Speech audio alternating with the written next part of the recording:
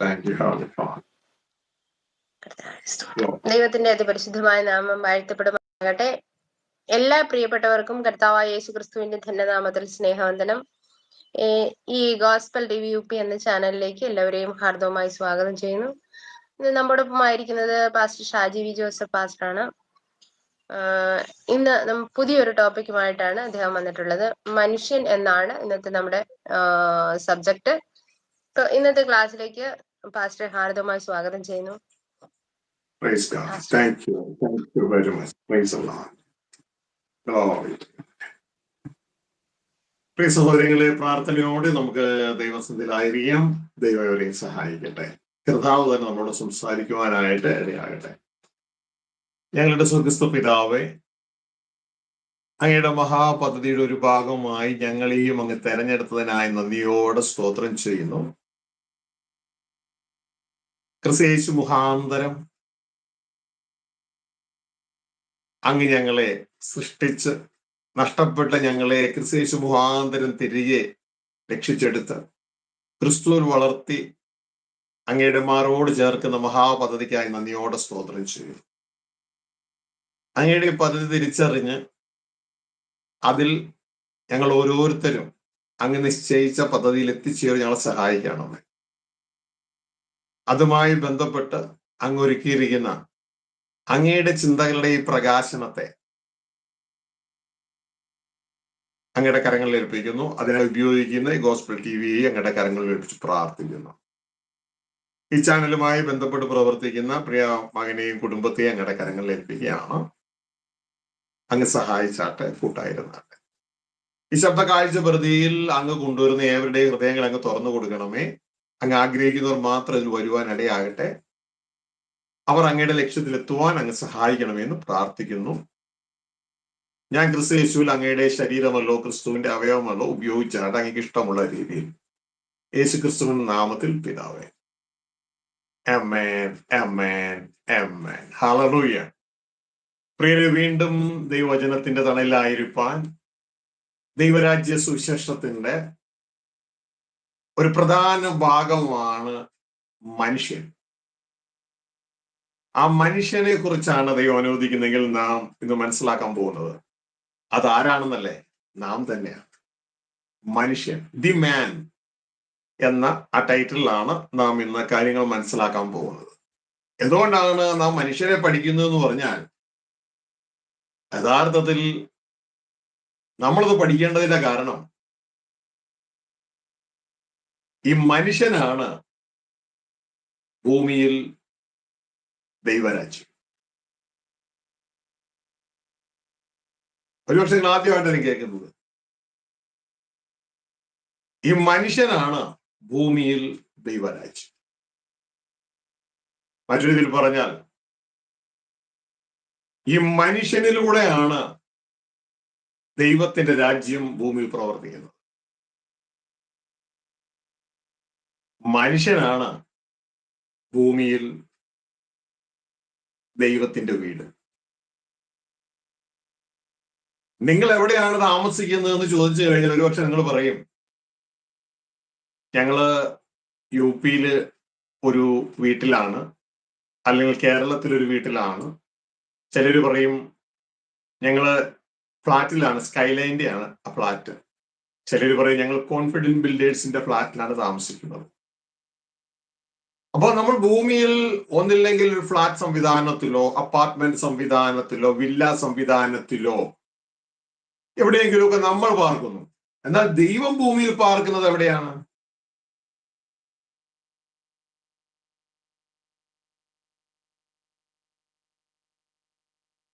എന്തേ ഒന്നും വേണ്ടാത്ത?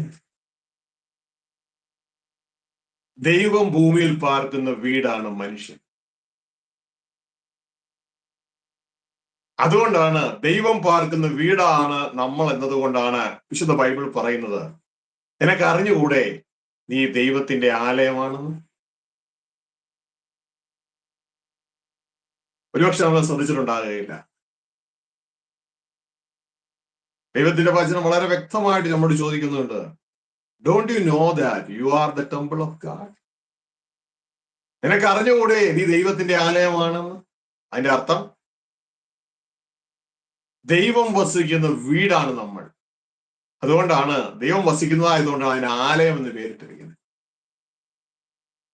അപ്പോ നമ്മളെ പഠിക്കുന്നതിന്റെ ആവശ്യം മനസ്സിലായല്ലോ.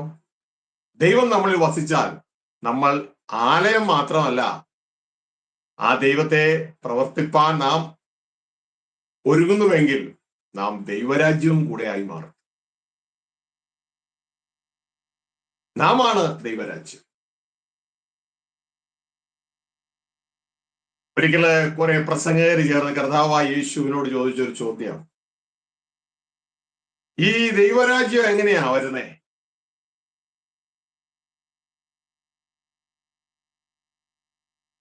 അപ്പൊ അവരുടെ ചിന്തയിൽ ഈ ദൈവരാജ്യം ഈ കാണുന്നത് പോലെ ഇന്ത്യ പോലെയോ പാകിസ്ഥാൻ പോലെയും ചൈന പോലെയോ ഒക്കെ ഒരു രാജ്യമാണെന്നാണ്.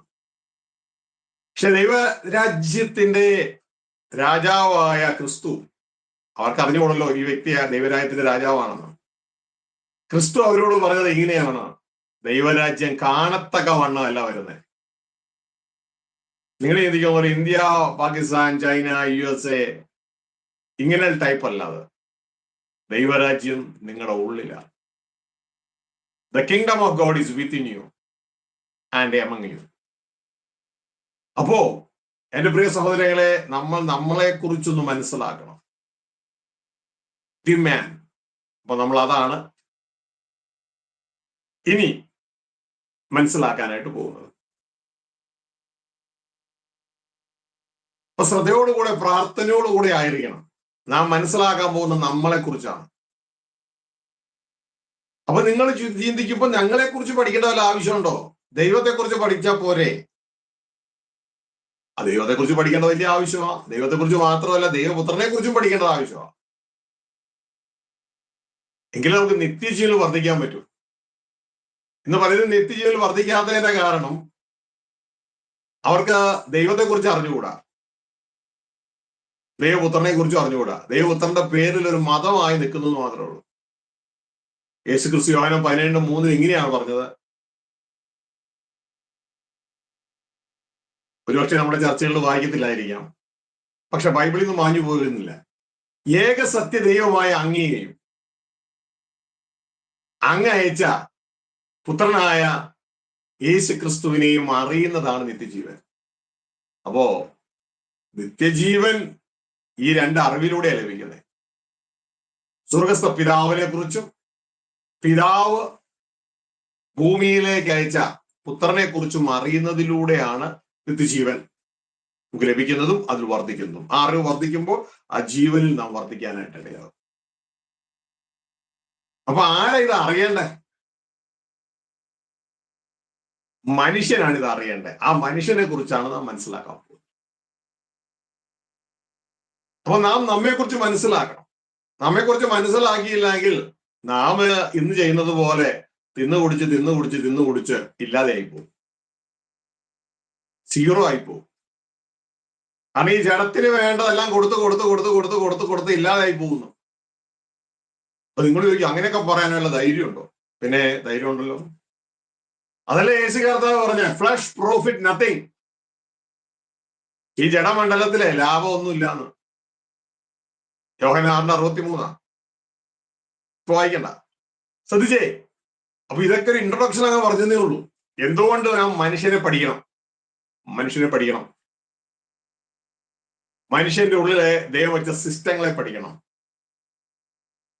മനുഷ്യന്റെ ഉള്ളിൽ എങ്ങനെ ദൈവരാജ്യം അലങ്കരിക്കപ്പെടുന്നു എന്ന് പഠിക്കണം. ശരിക്കും പറഞ്ഞാൽ ഇതാണ് യഥാർത്ഥ വിദ്യാഭ്യാസം, പ്രയോജനമുള്ള വിദ്യാഭ്യാസം. അല്ലാത്ത വിദ്യാഭ്യാസത്തിന് ശരിക്കും പറഞ്ഞാൽ യേശുവിന്റെ ഭാഷ പറഞ്ഞാൽ പ്രോഫിറ്റ് ഒന്നുമില്ല. തൽക്കാലം കുറെ ഈ ABCD ഇതൊക്കെ പഠിച്ച് സൈൻ തീറ്റയും കോസ് തീറ്റയും കൊസീക്കൻ തീറ്റയും ആൽജിബ്രയും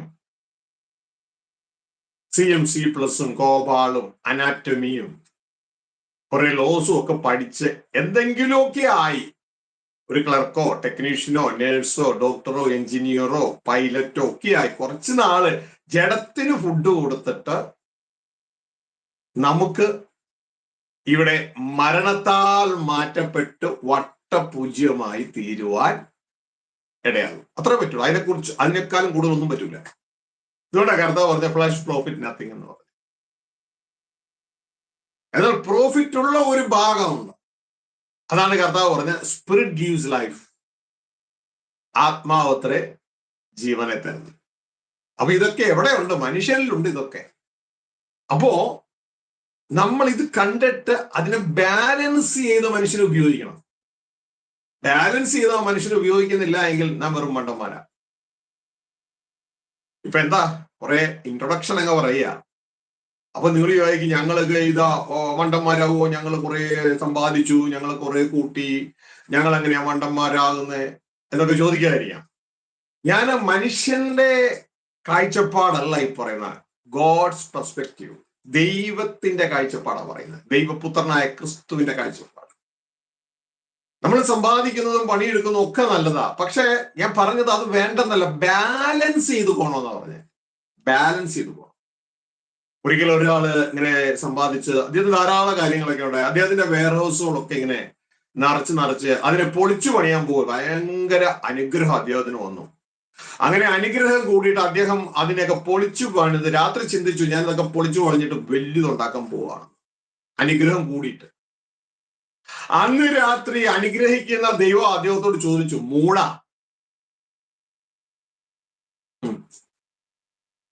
ഇന്ന് നിന്റെ ജീവനെ ചോദിച്ചാൽ നീ കൂട്ടി വെച്ചതൊക്കെ ആർക്കാവും? അപ്പൊ അദ്ദേഹം അധ്വാനിച്ച തെറ്റല്ല, പക്ഷെ അദ്ദേഹത്തിന്റെ കാഴ്ചപ്പാടാണ് തെറ്റിപ്പോയത്. കാരണം ഈ ജഡത്തിന്റെ മേഖലയിൽ നമുക്ക് വേണം, ദൈവം തരും. ദൈവത്തിന്റെ വചനം പറയുന്നുണ്ട്, യഹോവയുടെ അനുഗ്രഹത്താൽ മാനം ഉണ്ടാവുന്നു, ധനം ഉണ്ടാവുന്നു, ജീവൻ ഉണ്ടാവുന്നു, ഒക്കെ സത്യമാണ്. എന്നാൽ നമ്മൾ ഇതിനെ ബാലൻസ് ചെയ്ത് കൊണ്ടുപോകാൻ പഠിക്കണം. അല്ല എങ്കിൽ ബുദ്ധിമുട്ടാണ്. കാരണം മനുഷ്യനെ സംബന്ധിച്ച് ജഡമണ്ഡലമുണ്ട്, ആത്മമണ്ഡലമുണ്ട്, മെന്റൽ ഇന്റലക്ച്വൽ റിലമുണ്ട്. ഇതിനെയൊക്കെ ബാലൻസ് ചെയ്ത് കൊണ്ടുപോകാൻ പഠിക്കണം. അപ്പൊ മനുഷ്യനെ കുറിച്ച് പഠിച്ചെങ്കിലേ നമുക്ക് ഇത് മനസ്സിലാവുകയുള്ളൂ. അപ്പോ ഇൻട്രൊഡക്ഷൻ ഭാഗം ഞാൻ അവസാനിപ്പിക്കട്ടെ, ഇനി ക്ലാസ്സിലേക്ക് കടക്കട്ടെ. പ്രിയ സഹോദരങ്ങളെ, സങ്കീർത്തന പുസ്തകത്തിലെ ഒരു ചോദ്യത്തോടു കൂടെ നമുക്ക് ആരംഭിക്കാം. നാം മരത്തിനെ കുറിച്ചാണല്ലോ പഠിക്കാൻ പോകുന്നത്, മനുഷ്യനെ കുറിച്ച്.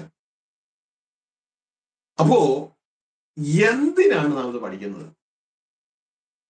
കാരണം ദൈവം മനുഷ്യനെ കണ്ടമാനം ഓർക്കുന്നു.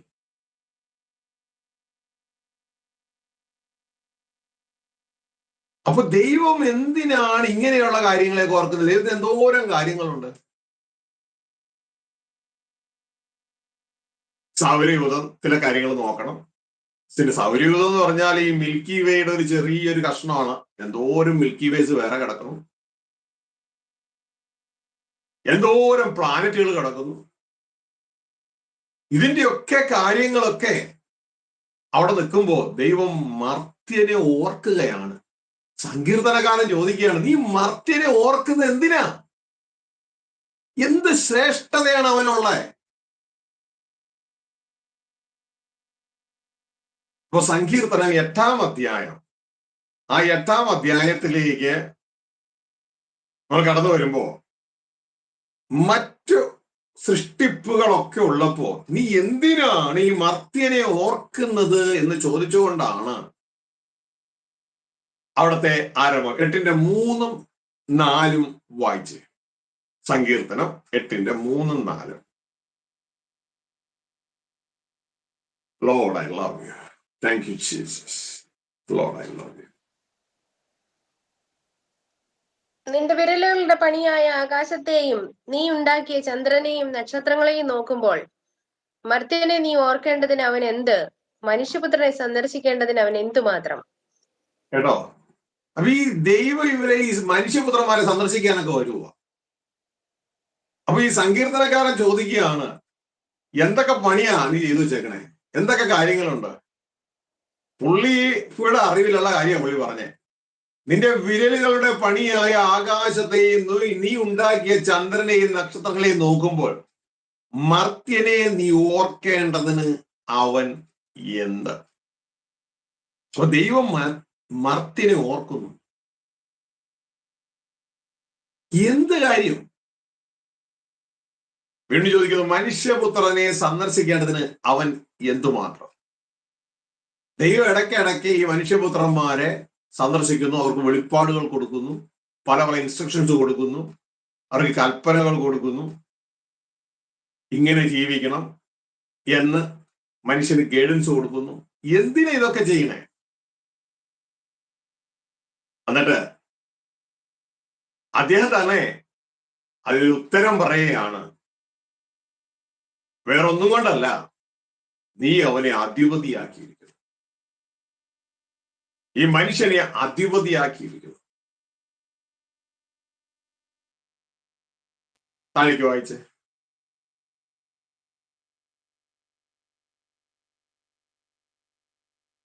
നീ അവനെ ദൈവത്തെക്കാൾ അല്പം മാത്രം താഴ്ത്തി തേജസ്സും ബഹുമാനവും അവനെ അണിയിച്ചിരിക്കുന്നു. നിന്റെ കൈകളുടെ പ്രവൃത്തികൾക്ക് നീ അവനെ അധിപതിയാക്കി സകലത്തെയും അവന്റെ കാൽ കീഴെയാക്കിയിരിക്കുന്നു. കേട്ടോ, അപ്പൊ ഈ കാരണമുണ്ട്. എന്താ കാര്യം? ദൈവം മനുഷ്യനെ അധിപതിയാക്കിയിരിക്കുകയാണ്, അധികാരിയാക്കിയിരിക്കുകയാണ്.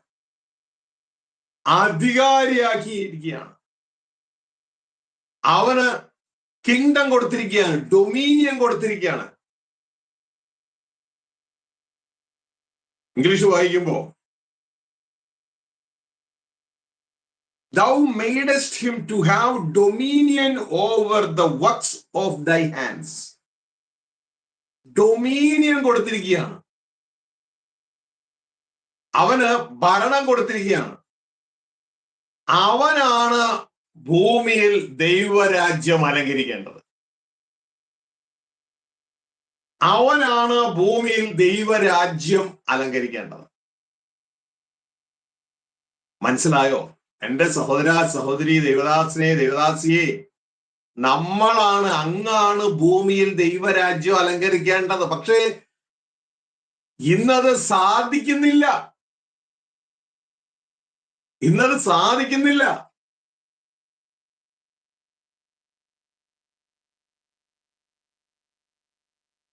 ഉൽപ്പത്തിയിൽ വെച്ച് തന്നെ ആ സിസ്റ്റം തകർന്നു. ഇനി ദൈവം അതിനെ തിരികെ കൊണ്ടുവരുവാനുള്ള തന്റെ പുത്രനിലൂടെയുള്ള, ക്രിസ്തുവിലൂടെയുള്ള പദ്ധതിയിലാണ്. അപ്പൊ ഇത് മർത്യരായ നമ്മൾ അറിയണം. ഇത് അറിഞ്ഞിട്ട് ദൈവത്തിന്റെ ഈ പ്രവൃത്തിയോട് നാം ചേരണം.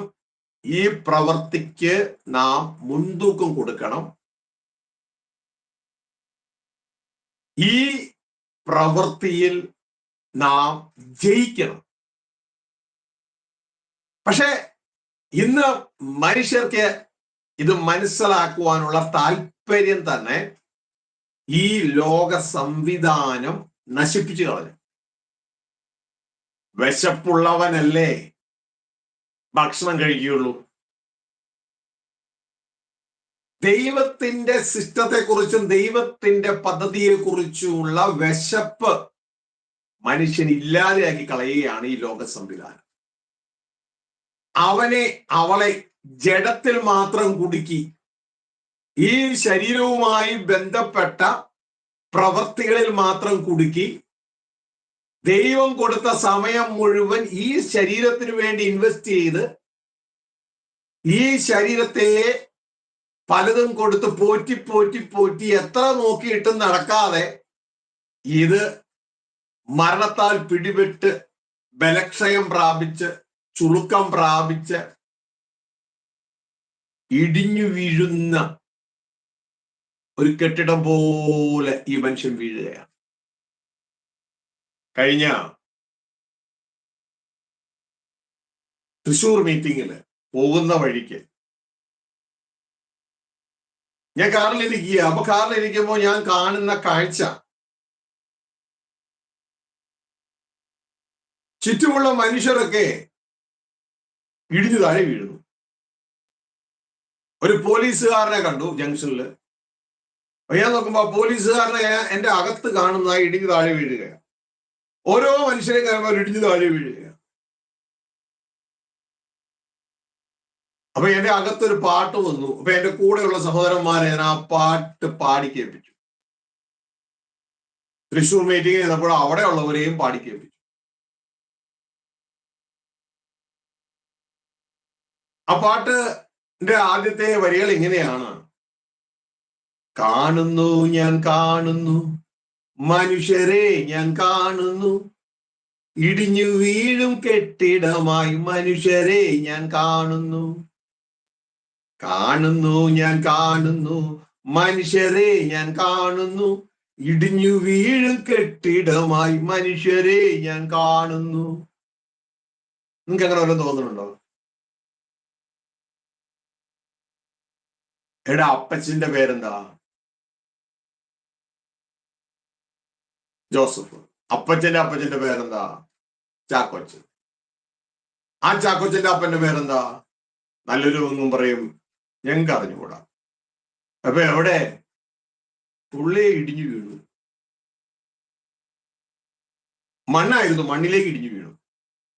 ഇപ്പൊ എവിടെയോ ഏതോ സമയത്തേക്ക് കിടക്കുന്നുണ്ട്, എവിടെയാന്ന് പോലും ഞങ്ങൾക്ക് യാതൊരു ഐഡിയ ഇല്ല. ആ പുള്ളിക്കാരന്റെ അപ്പച്ചനോ ഇടിഞ്ഞു വീണു, അമ്മച്ചിയോ ഇടിഞ്ഞു വീണു.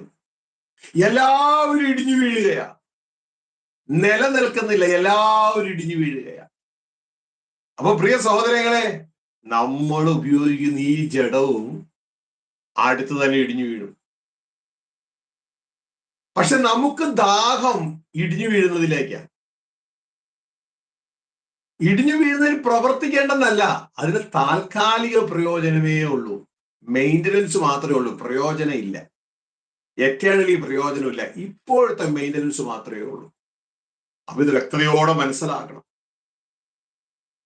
മനസ്സിലാക്കിയിട്ട് മനുഷ്യന്റെ ഉള്ളിൽ ലാഭമുള്ള ഭാഗമുണ്ട്, അതിലേക്ക് ഫോക്കസ് ചെയ്യണം. ദൈവം അതിലേക്ക് നമ്മളെ കൊണ്ടുവരികയാണ്, ദൈവത്തനായ ക്രിസ്തുവിലൂടെ. അപ്പൊ നമ്മൾ അതിനോട് ചേർന്ന് പ്രവർത്തിക്കണം. അല്ലാണ്ട് ക്രിസ്തുവെ ഉപയോഗിച്ച് ഈ ശരീരത്തിന്റെ കുറെ നന്മകൾ ഉണ്ടാക്കി അതാണ് അനുഗ്രഹം എന്ന് പറയുന്നവൻ, ദൈവത്തിന്റെ വചനം പറയുന്നത് വെറും മണ്ണന്. ഇതാ കർത്താവ് പറയുന്നത്. ഒരുവന് സമൃദ്ധി ഉണ്ടായാലും അതല്ല ജീവനാധാരം. നമ്മൾ വ്യക്തതയോടെ മനസ്സിലാക്കുക. ദൈവത്തിന്റെ വചനം പറയുക, ഈ ആയുസ്സിൽ മാത്രം, ഈ ശരീരത്തിന്റെ ആയുസ്സിൽ മാത്രം നീ ക്രിസ്തുവിൽ പ്രത്യാശ വെച്ചിരിക്കുന്നത് നീ സകല മനുഷ്യരിൽ അരിഷ്ടന. അപ്പൊ ഇങ്ങനത്തെ ആളുകളായി നാം അവസാനിക്കരുത് പ്രത്യേകം ഓർപ്പിക്കുകയാണ്. അപ്പോ ഈ സങ്കീർത്തനക്കാരൻ പറയുന്നത് പോലെ, ഇതാ നീ മർത്യനെ ഓർക്കേണ്ടതിന് അവൻ എന്തുമാത്രം, മനുഷ്യപുത്രനെ സന്ദർശിക്കേണ്ടതിന് അവൻ എന്തുമാത്രം. നീ അവനെ ദൈവത്തെക്കാൾ അല്പം മാത്രം താഴ്ത്തി തേജസ്സും ബഹുമാനവും അവനെ അണിയിച്ചിരിക്കുന്നു. ദൈവത്തെക്കാൾ അല്പം മാത്രം താഴ്ത്തി തേജസ്സും ബഹുമാനവും അവനെ അണിയിച്ചിരിക്കുന്നു. അതിന്റെ അർത്ഥം അവനെ സൃഷ്ടിച്ചത് ഗോഡ് ക്ലാസ്സിലായി, എലോഹീം ക്ലാസ്സിലാണ്. അതിന്റെ വേർഡ് നമ്മൾ ഹെബ്രായ ഭാഷ അന്വേഷിക്കുമ്പോ എലോഹീം എന്നാണ്. എലോഹീം, ആദിയിൽ എലോഹീം ആകാശം സൃഷ്ടിച്ചില്ലേ, അതേ വേർഡ് തന്നെയാണ്. അവനെ ദൈവത്തെക്കാൾ അല്പം മാത്രം താഴ്ത്തി തേജസ്സും ബഹുമാനം അണിയിച്ചിരിക്കുന്നു. അപ്പൊ അവന്റെ ആ ലെവല് നോക്കിയേ, മനുഷ്യന്റെ ലെവല് നോക്കിയേ. ദൈവത്തെക്കാൾ അല്പം മാത്രം താഴ്ത്തി തേജസ്സും ബഹുമാനവും അവനെ അണിയിച്ചിരിക്കുകയാണ്. എന്നിട്ട് നിന്റെ കൈകളുടെ പ്രവർത്തികൾക്ക് നീ അവനെ അധിപതിയാക്കി. ദൈവത്തിന്റെ കൈകളുടെ പ്രവർത്തിക്ക് ദൈവം മനുഷ്യനെ അധിപതിയാക്കി. അപ്പോ ദൈവത്തേക്ക് അല്പം മാത്രം താഴ്ത്തി സൃഷ്ടിച്ചു എന്ന് മാത്രമല്ല, എന്നിട്ട് തേജസ്സും ബഹുമാനവും അണിയിച്ചു. നിന്റെ കൈകളുടെ പ്രവർത്തികൾക്ക് നീ അവനെ അധിപതിയാക്കി. മനുഷ്യനാണ് അധിപതി ദൈവത്തിന്റെ കൈകളുടെ പ്രവർത്തിക്ക്. സകലത്തെ നീ അവന്റെ കാൽ കീഴെയാക്കിയിരിക്കുന്നു, എല്ലാം അവന്റെ കാൽ കീഴെ കൊടുത്തുമിരിക്കുന്നു. അപ്പോ എന്താണ് ദൈവം ഈ മനുഷ്യനെ ഓർക്കുന്നതിന്റെ കാര്യം? പിടുത്തം കിട്ടിയോ? അപ്പൊ ദൈവം നമ്മളെ ഇങ്ങനെയാണ് ഓർക്കുന്നതെന്ന് മനസ്സിലാക്കി നമ്മളെ ഇങ്ങനെയൊന്ന് ഓർത്തുകൂടെ?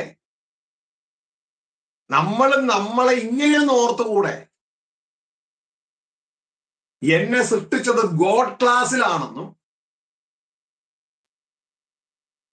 ദൈവത്തെക്കാൾ ഒരല്പം മാത്രമേ താഴ്ത്തി സൃഷ്ടിച്ചിട്ടുള്ളൂ എന്നും എന്നെ തേജസ്സും ബഹുമാനമൊക്കെ അണിയിച്ചിരിക്കുന്നുവെന്നും തന്റെ കൈകളുടെ പ്രവൃത്തികൾക്ക് എന്നെ അധിപതിയാക്കിയിരിക്കുന്നുവെന്നും. പക്ഷെ ഇന്ന് വല്ല കയ്യിലുണ്ടോ? എല്ലാം പോയില്ലേ? എല്ലാം ശരീരമൊക്കെ ദ്രവിച്ചുകൊണ്ടിരിക്കില്ല, അങ്ങ് പോവല്ലേ? ഒന്നും നിൽക്കുന്നില്ലല്ലോ. അപ്പൊ ഇതൊക്കെ ഒന്ന് റെഡിയാക്കി തരാൻ ദൈവം തന്റെ പുത്രനിലൂടെ നമ്മോട് കൂടെ ഒരു പ്രവൃത്തിയുണ്ട്. ആ എഡ്യൂക്കേഷൻ ആണ് യഥാർത്ഥ എഡ്യൂക്കേഷൻ, വിദ്യാഭ്യാസം. അല്ലാണ്ട് നമ്മൾ ഈ ലോകത്ത് പഠിക്കുന്ന എഡ്യൂക്കേഷൻ അത് ബോഡിയുമായിട്ട് ബന്ധത്തിലുള്ള താൽക്കാലികമായ മെയിൻ്റനൻസിലുള്ള എഡ്യൂക്കേഷൻ മാത്രമേ ഉള്ളൂ. യഥാർത്ഥ എഡ്യൂക്കേഷൻ എന്ന് പറയുന്നത് ദൈവം വെച്ച് ഈ കോഴ്സുമാണ് ബന്ധത്തിൽ എഡ്യൂക്കേഷൻ. ഇതുകൊണ്ടല്ലേ കർത്താവ് പറയുന്നത്. ഒരു പക്ഷെ നിങ്ങൾ ചോദിക്കുക, അങ്ങനെ ഒരു വിദ്യാഭ്യാസം ബൈബിളിൽ ഉണ്ടോ? ഉണ്ട്. മത്തായിയുടെ സുവിശേഷം 11-ാം അധ്യായം 29-ാം വാക്യത്തിൽ യേശുക്രിസ്തു പറയുന്നത്, ഞാൻ സൗമ്യതയും താഴ്മയും ഉള്ളവനാകിയാൽ എന്റെ നുകമേറ്റ് എന്നോട് പഠിപ്പിൻ. കേട്ടിട്ടുണ്ടോ? MBBS പഠിച്ച് പാസ്സായ ഡോക്ടറാകാം,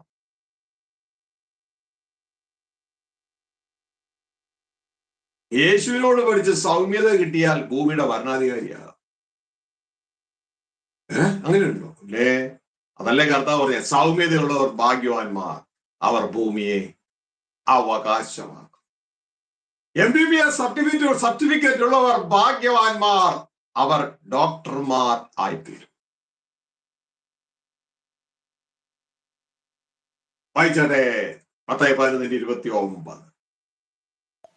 ഈ എഡ്യൂക്കേഷനിലേക്ക് എല്ലാവരെയും ഇൻവൈറ്റ് ചെയ്യുക, എൻകറേജ് ചെയ്യുക, യേശുവോട് പഠിക്കാൻ. ഞാൻ സൗമ്യതയും താഴ്മയും ഉള്ളവനാകയാൽ എന്റെ നുകം ഏറ്റുകൊണ്ട് എന്നോട് പഠിപ്പീൻ, എന്നാൽ നിങ്ങളുടെ ആത്മാക്കൾക്ക് ആശ്വാസം ലഭിക്കും. അപ്പോ ഞാൻ സൗമ്യതയും താഴ്മയും ഉള്ളവനാകിയാൽ എന്റെ നുകമേറ്റി എന്നോട് പഠിച്ചാൽ, അപ്പൊ പഠിക്കണോ? അതാണ് യഥാർത്ഥ വിദ്യാഭ്യാസം, the real education, the profitable education. എങ്കിൽ നിന്റെ ആത്മാക്കളല്ല, ദേഹിയാണ്, സോൾസ് ആണ്. മലയാളം ട്രാൻസ്ലേഷൻ തെറ്റിക്കിടക്കുക. നിന്റെ ദേഹിക്ക് ആശ്വാസം കിട്ടും. അതായത് നീ ജയിക്കുന്നു. ഓൾറെഡി തോറ്റി കിടക്കുന്നവനാണ്. നീ ജയിക്കാൻ നീ എന്നോട് പഠിച്ചാൽ നിനക്ക് എന്നാ ഉണ്ട്? സൗമ്യതയും. ഇതാ യേശുവിനുള്ള ആ സ്വഭാവം നമ്മുടെ ജീവിതത്തിലേക്ക് വരും. അങ്ങനെ സൗമ്യതയും താഴ്മയും നമ്മുടെ ജീവിതത്തിലേക്ക് വന്നു കഴിഞ്ഞാൽ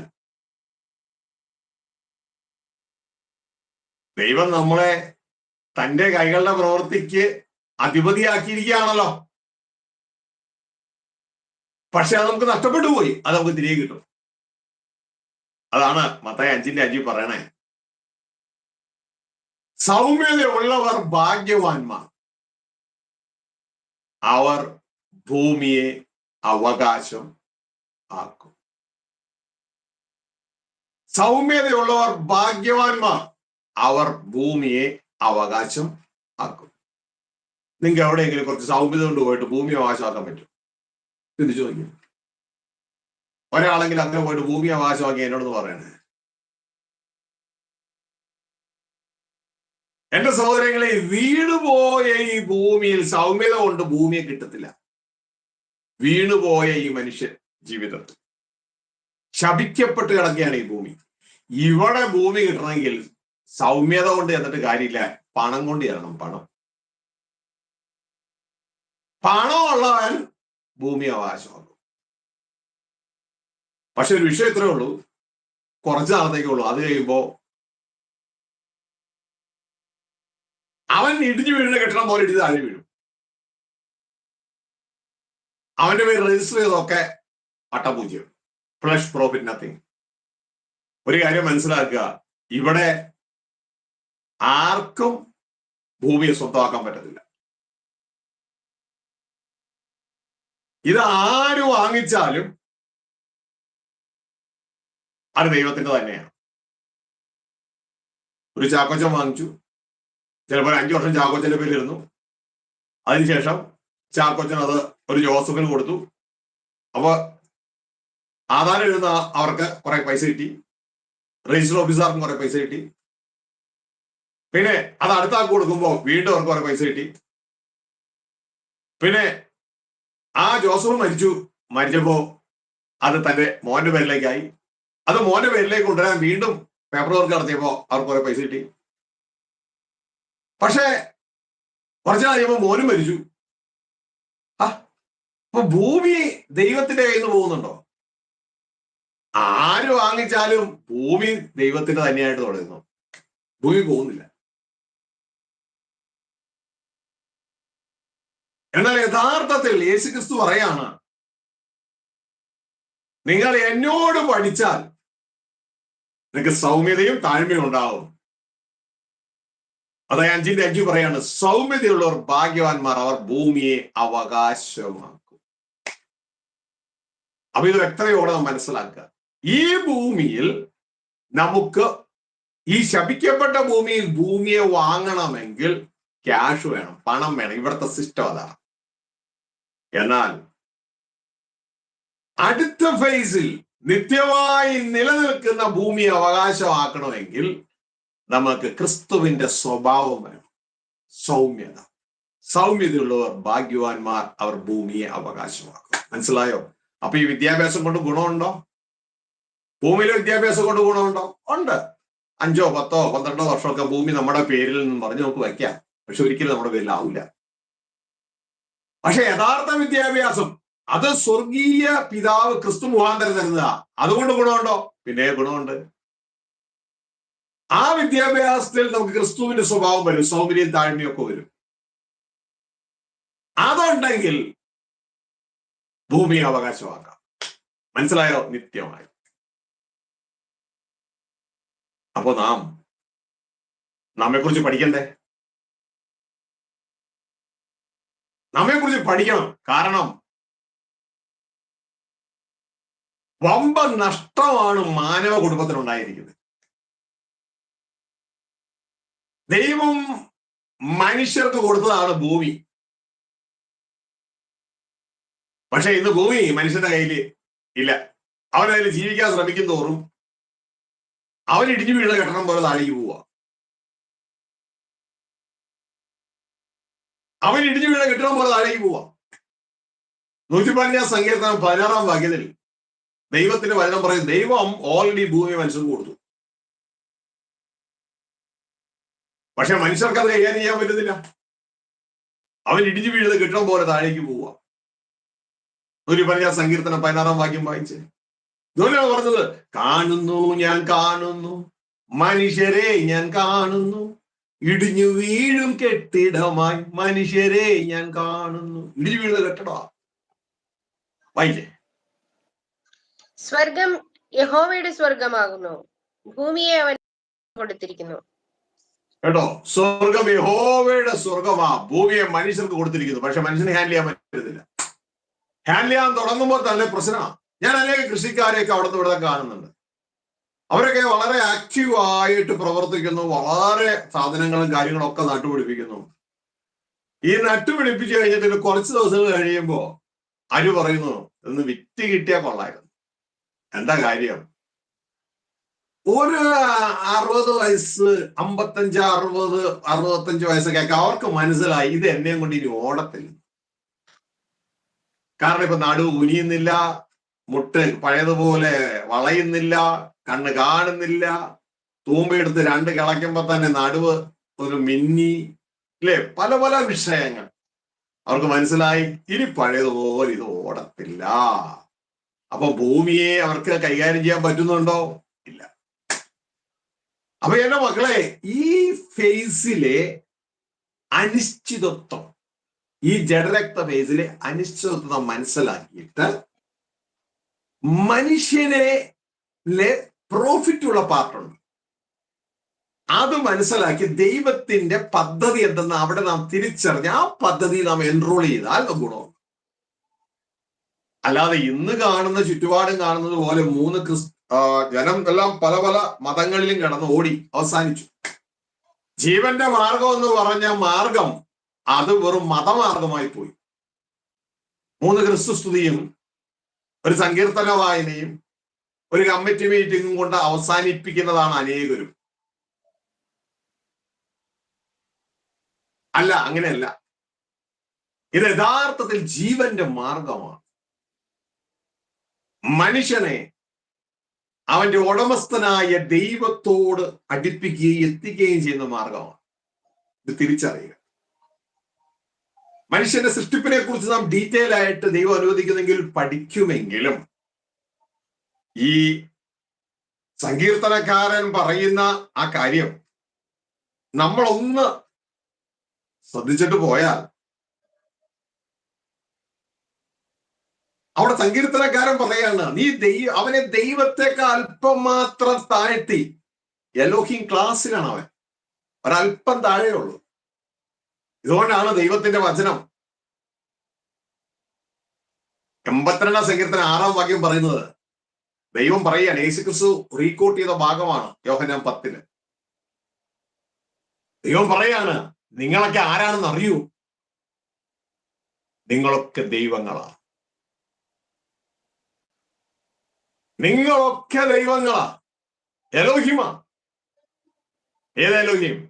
അവിടെ പറയാണ്, അത്യുന്നതനായ ദൈവത്തിന്റെ മക്കളാണ്. പക്ഷേ എങ്കിലും എന്തു പറ്റും നിങ്ങൾക്ക്? നിങ്ങൾ മനുഷ്യരെ പോലെ മരിച്ചു പോകും.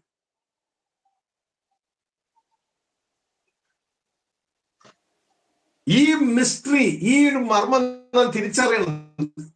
ദൈവം നമ്മളെ തെരഞ്ഞെടുത്തിരിക്കുന്നത് ഗോഡ് ക്ലാസ്സിലാണ്. 82 സങ്കീർത്തനം 6-ാം വാക്യം ഒന്ന് വായിച്ച സിസ്റ്ററെ. 82 സങ്കീർത്തനം 6-ാം വാക്യം.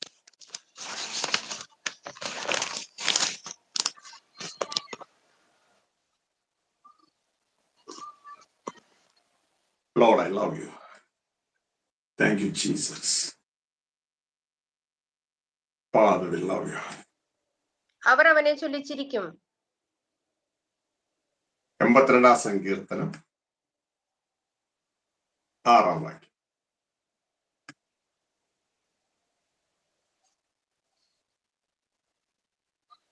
നീതിമാന്മാർ കണ്ട് ഭയപ്പെടും, അവർ അവനെ ചൊല്ലിച്ചിരിക്കും. സങ്കീർത്തനം 82-ന്റെ 6. ദൈവജനം വളരെ ശ്രദ്ധിച്ച് മനസ്സിലാക്കണം. തെറ്റായി നാം മനസ്സിലാക്കുന്നത് പിശാചിന്റെ പദ്ധതിയാണ്, കൺഫ്യൂഷൻ കൊണ്ടുവരുന്നത്. അതിലൂടെ നാം ഇരുട്ടിലായി പോകും.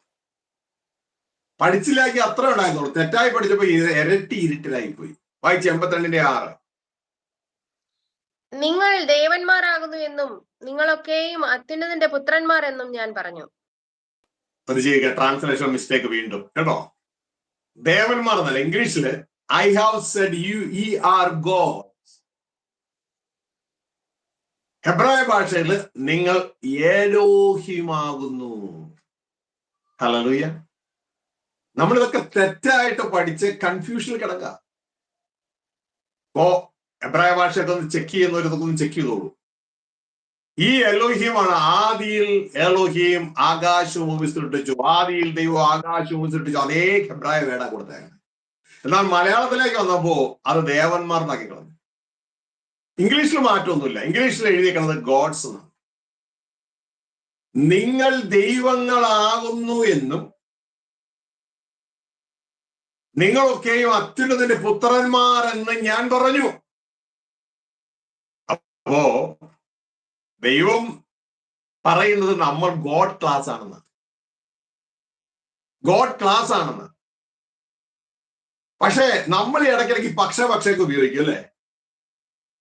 ദൈവവും ഉപയോഗിക്കും. എങ്കിലും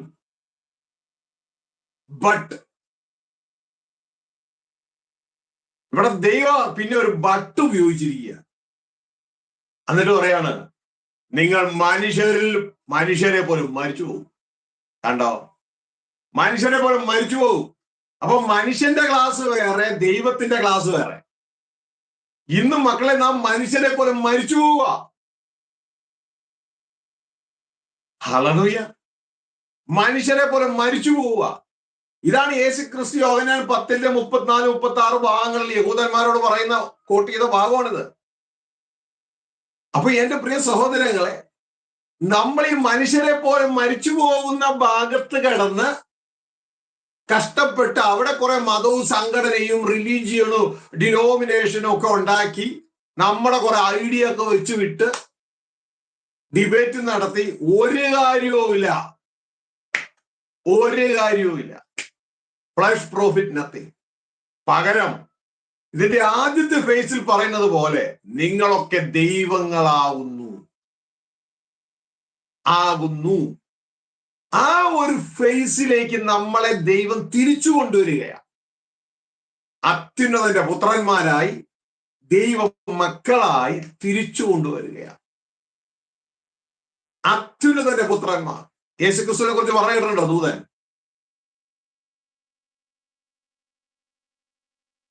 അവൻ അത്യുന്നതന്റെ പുത്രൻ എന്ന് വിളിക്കപ്പെടും. ഇവിടെ നമ്മളെ കുറിച്ച് പറഞ്ഞ എന്തുവാ? നിങ്ങളെല്ലാം അത്യുന്നതന്റെ പുത്രന്മാരാണ്. അപ്പൊ ഏത് ക്ലാസ്സാണ്? നമ്മളൊന്ന് ചിന്തിച്ചു നോക്കിയേ. ഏത് ക്ലാസ്സാണ് നമ്മൾ? പക്ഷെ നമ്മളൊന്ന് ചിന്തിക്കുന്ന ഏത് ക്ലാസ്സിൽ ഇരുന്നുണ്ട്? ഒരു പ്രോഫിറ്റ് ഇല്ലാത്ത ജന ക്ലാസ് അല്ലേ? യേശു ക്രിസ്തുവിനെ കുറിച്ച് ദൂതൻ, ഞാൻ ചിന്തിക്കുന്ന മത്തായി 1:22 തോന്നുന്നു, അവിടെ ദൂതൻ പറയുകയാണ്, അല്ലെങ്കിൽ ലൂക്കോസ് 1:32 പറയുകയാണ്, അവൻ അത്യുന്നതന്റെ പുത്രൻ എന്ന് വിളിക്കപ്പെടും. അപ്പോ യേശുവിനെ അത്യുന്നതന്റെ പുത്രൻ എന്ന് വിളിക്കപ്പെടുമെങ്കിൽ ഇവിടെ നമ്മളെ കുറിച്ച് പറയുകയാണ്, നിങ്ങളെല്ലാം അത്യുന്നതന്റെ പുത്രന്മാരാണ്. ഞാൻ എന്റെ കയ്യിൽ നിന്ന് ഒന്നും ഇട്ടിട്ടില്ല.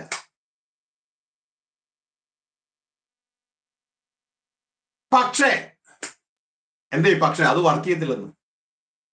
അത് വർക്ക് ചെയ്യത്തില്ല. അത് കെട്ടുപോയി. അത് മരിച്ചുപോയി. വർക്ക് ചെയ്യത്തില്ല. പിന്നെ എന്താ വർക്ക് ചെയ്യുള്ളൂ? ഈ മരിച്ചു പോകണം. മനുഷ്യരെ പോലും മരിച്ചു പോകും. മനുഷ്യരെ പോലെ മരിച്ചു പോകും. ലൂക്കോസ് സുവിശേഷം 1-ാം അധ്യായം അതിന് 32-ാം വാക്യം വായിച്ചാട്ടെ. അവൻ വലിയവനാകും, അത്യുന്നതന്റെ പുത്രൻ എന്ന് വിളിക്കപ്പെടും. കേട്ടോ? അവൻ ക്രിസ്തു വലിയവനാകും, അത്യുന്നതന്റെ പുത്രൻ എന്ന് വിളിക്കപ്പെടും. അപ്പൊ നമ്മളെ എന്താ ദൈവത്തിന് വചനം പറയുന്നേ? ദൈവത്തിന് വചനം പറയുന്നേ? നിങ്ങളെല്ലാം ദൈവങ്ങളാവുന്നു, അത്യുന്നതന്റെ പുത്രന്മാരാണ്. പക്ഷേ എങ്കിലും നിങ്ങൾ മനുഷ്യരെ പോലെ മരിച്ചു പോകും, ഇടിഞ്ഞു വീഴും, കെട്ടിടമായി പോകും. എന്താ കാര്യം? അതിന്റെ സങ്കീർത്തനം 82 നമ്മൾ വായിച്ചേ. അതിന്റെ 5-ാം വാക്യം പറയുന്ന കാര്യം ഇതാണ്: ഭൂമിയുടെ അടിസ്ഥാനങ്ങളൊക്കെ ഇളകിപ്പോയി. അതാ കാര്യം. മനസ്സിലായോ? ദൈവം വെച്ച ഭൂമിയുടെ അടിസ്ഥാനങ്ങളൊക്കെ പോയി. 8-ന്റെ 5 വായിച്ച സിസ്റ്ററെ.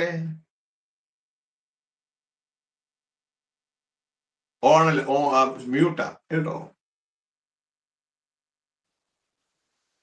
അവർക്ക് അറിവില്ല, ബോധവുമില്ല. അവർ ഇരുട്ടിൽ നടക്കുന്നു, ഭൂമിയുടെ അടിസ്ഥാനങ്ങളൊക്കെ ഇളകിയിരിക്കുന്നു. നിങ്ങളായോ? അവർക്കെന്ന് പറഞ്ഞാൽ ഗൈഡ് ചെയ്യേണ്ട ആളുകൾക്ക്, ന്യായാധിപന്മാർക്ക് ഒരു ബോധവും ഇല്ല. എല്ലാം കുരുടന്മാരായ വഴികാട്ടികളാണ്. അവർക്ക് യാതൊരു ഐഡിയ ഇല്ല. അവരാരാണെന്നോ ഈ മനുഷ്യരാരാണെന്നോ ഒരു ഐഡിയ ഇല്ല. അപ്പോഴാണ് പറഞ്ഞു കൊടുക്കുക, നിങ്ങൾ ആരാണെന്ന് അറിയോ? നിങ്ങളൊക്കെ ദൈവങ്ങളാണ്, അത്യുന്നതന്റെ പുത്രന്മാരാണ്.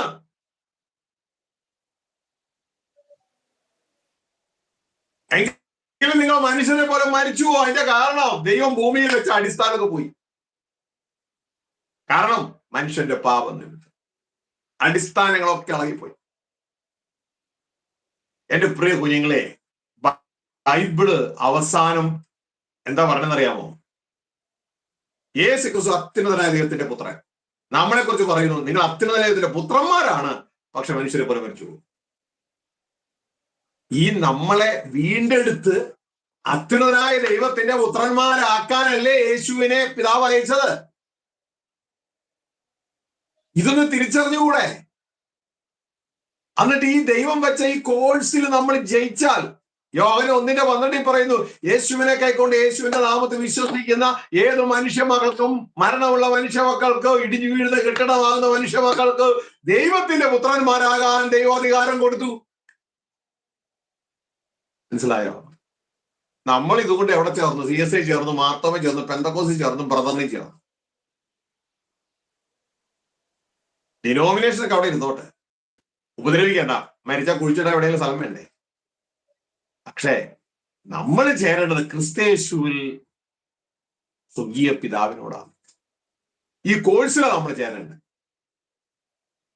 അതുകൊണ്ടല്ലേ നമ്മൾ ആരുടെ അവകാശികളാകാൻ പോവുക? ദൈവത്തിന്റെ അവകാശികളും ക്രിസ്തുവോട് കൂട്ടവകാശികളാകാൻ പോവുക. ഇത് ഏതെങ്കിലും പള്ളിയിൽ വായിക്കും?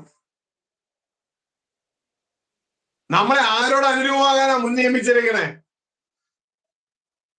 അത്യുന്നതന്റെ പുത്രനായ ക്രിസ്തുവിനോടല്ലേ. കാരണം എന്താ?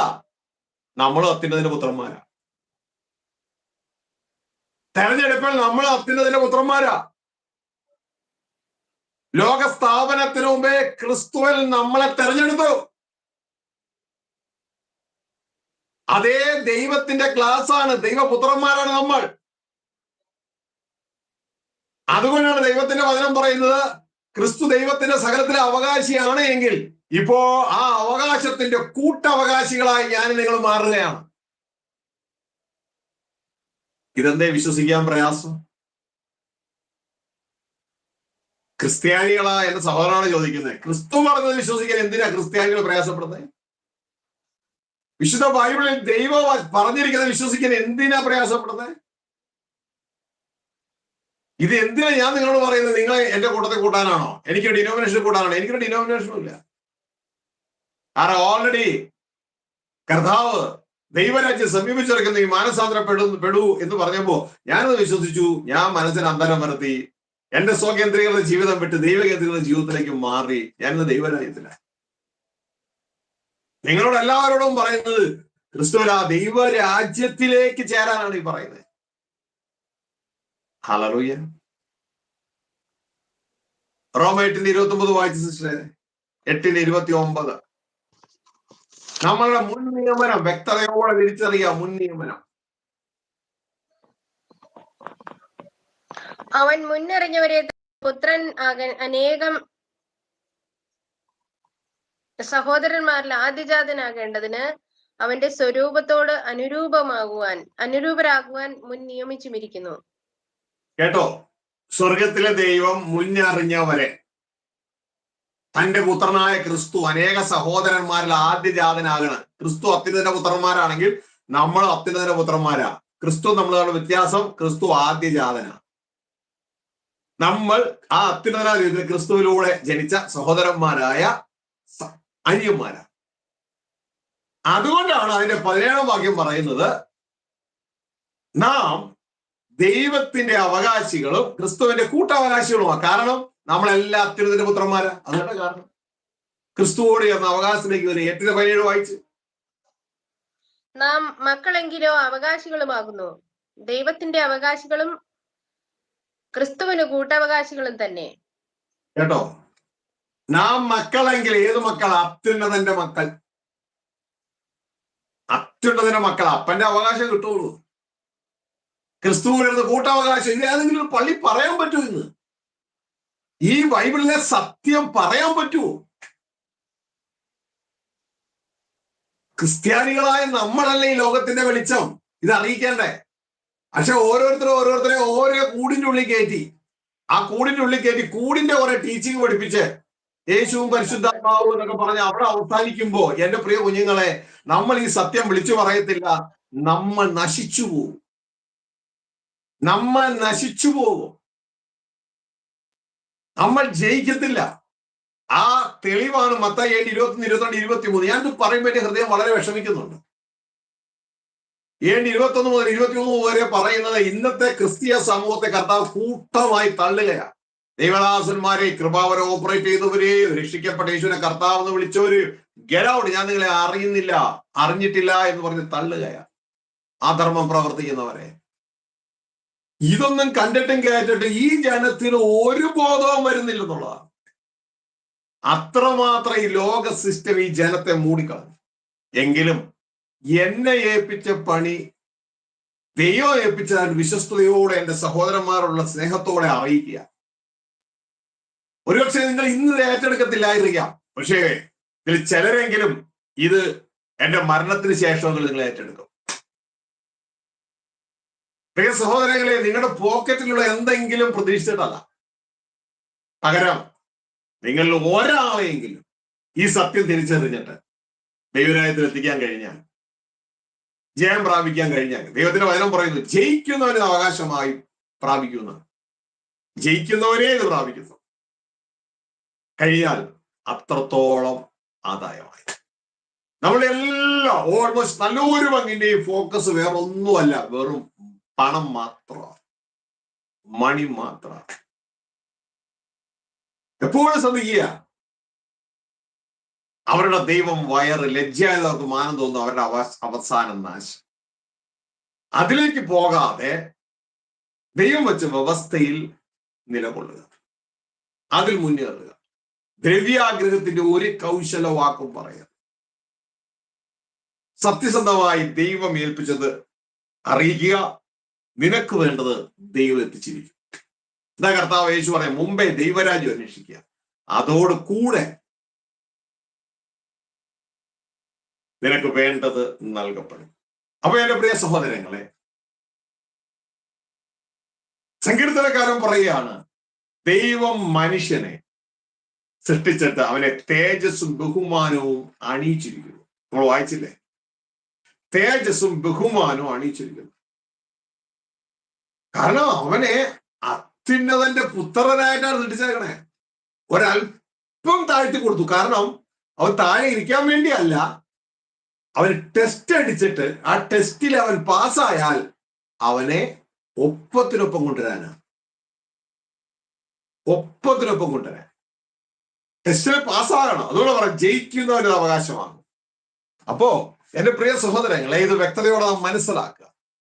എന്താണ് അത്യുന്നതനേക്കാൾ അല്പം മാത്രം താഴ്ത്തി? നമ്മളും അതേ ഗോഡ് ക്ലാസ് തന്നെയാ. അതുകൊണ്ട് ദൈവത്തിന്റെ വചനം പറയാൻ, നിങ്ങളൊക്കെ എലോഹിമാകുന്നു എന്ന് പറയുന്നേ. പിന്നെ എന്താ ഈ അല്പം മാത്രം താഴ്ത്തി? ദൈവം ആത്മാവാണ്. എന്നാൽ നമ്മളും അതേ ആത്മാവ് തന്നെയാ, പക്ഷെ നമ്മളെ സൃഷ്ടിച്ചാക്കിയത് ദേഹി തലത്തില. ദേഹി, സ്പിരിറ്റും ആത്മാവാ, ദേഹിയും ആത്മാവാ. പക്ഷേ ഈ ദേഹിക്ക് ഈ സ്പിരിറ്റിനേക്കാൾ ഒരല്പം താഴ്ച. ദൈവം ആത്മാവാണെങ്കിൽ മനുഷ്യൻ ദേഹിയാണ്, മൃഗങ്ങൾ ശരീരമാണ്. അപ്പൊ ഈ ഒരു തിരിച്ചറിവ് നമുക്കുണ്ടാകണം.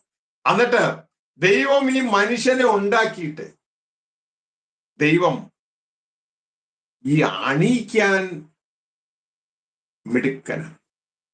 അണിയിക്കാൻ, അതാ സങ്കീർത്തനക്കാരൻ പറയണത്.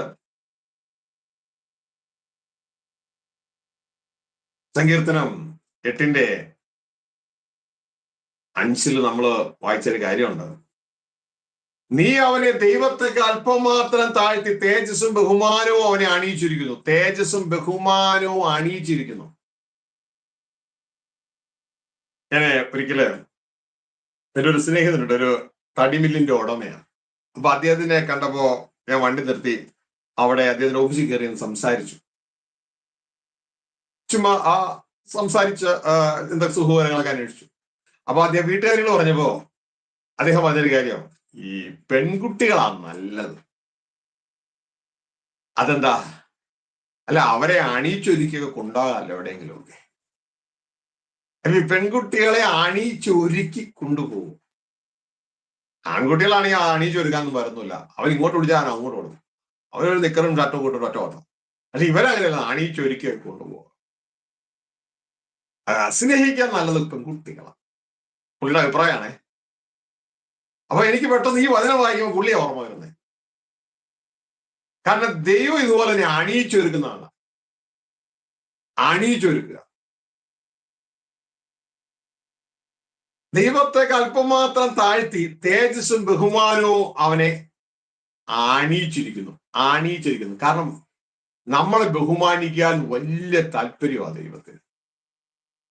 തന്റെ മക്കളായി കൊണ്ടു നടക്കാൻ വലിയ താല്പര്യമാണ്.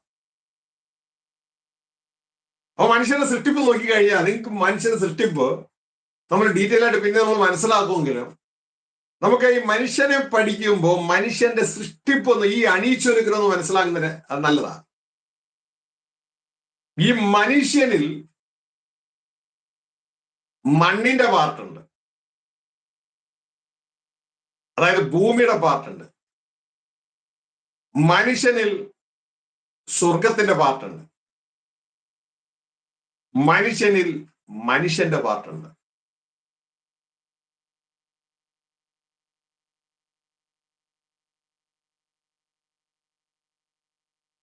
എന്താ പറഞ്ഞേ? മനുഷ്യനിൽ ഭൂമിയുടെ പാർട്ടുണ്ട്, മനുഷ്യനിൽ സ്വർഗത്തിന്റെ പാർട്ടുണ്ട്, മനുഷ്യനിൽ മനുഷ്യന്റെ പാർട്ട്.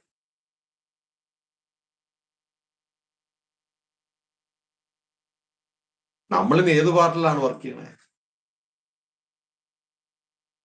നമ്മൾ ഇന്ന് മെജോറിറ്റിയും വർക്ക് ചെയ്യുന്നത് മനുഷ്യനിലെ മണ്ണിന്റെ പാർട്ടിലാണ്.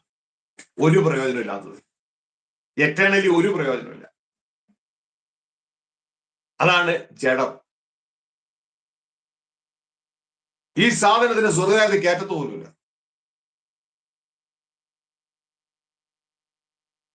ഒരു പ്രയോജനമില്ലാത്ത വർക്ക് ചെയ്യണേ. അതുകൊണ്ട് യേശു ക്രിസ്തു പറഞ്ഞ ഫ്ലഷ് പ്രോഫിറ്റ് നത്തിങ്. പരിശുദ്ധാത്മാവ് പൗലോസ് അപ്പോസ്തലൻ എഴുതി വെച്ചിരിക്കുകയാണ്, ജഡരക്തങ്ങൾ സ്വർഗ്ഗരാജ്യം അവകാശമാക്കത്തില്ല.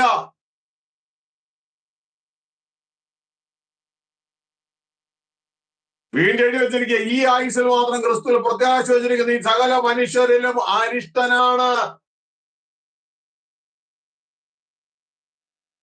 അപ്പൊ മനുഷ്യനിലെ മണ്ണിന്റെ പാർട്ടിൽ മാത്രം ഫോക്കസ് ചെയ്യുന്ന വ്യക്തികളെ കുറിച്ചാണ് ഇങ്ങനെ പറയുന്നത്. മനുഷ്യനിലെ മണ്ണിന്റെ പാർട്ട്. അപ്പൊ നമ്മളുടെ ചിന്തയിൽ ഈ മണ്ണിന്റെ പാർട്ടാണ് മനുഷ്യൻ. അത് തന്നെ വലിയ തെറ്റാണ്.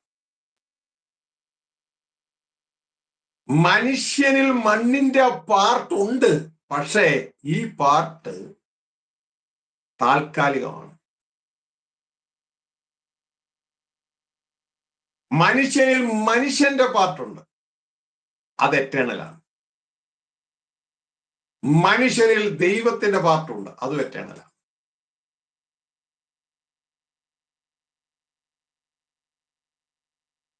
അപ്പൊ നമുക്കിത് നോക്കുമ്പോ മനുഷ്യൻ എന്ന് പറയുന്നത് മണ്ണല്ല, മനുഷ്യൻ എന്ന് പറയുന്ന ദേഹിയാണ്. ദേഹി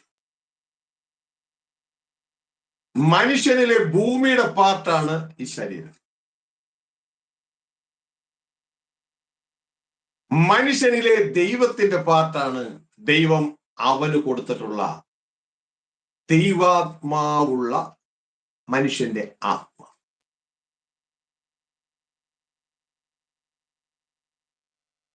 ഒന്നുകൂടി പറയാം, മനുഷ്യനെ കുറിച്ചാണ് നമ്മൾ പഠിക്കുന്നത്. മനുഷ്യനിൽ 3 ഭാഗങ്ങളുണ്ട്. ഒന്ന് മനുഷ്യന്റെ ഭാഗം, അതാണ് ദേഹി. മറ്റൊന്ന് മണ്ണിന്റെ ഭാഗം, അതാണ് മനുഷ്യനിലെ ശരീരം. മറ്റൊന്ന് ദൈവത്തിന്റെ ഭാഗം, അതാണ് മനുഷ്യനിലെ ദൈവാത്മാവുള്ള ആത്മാവ്.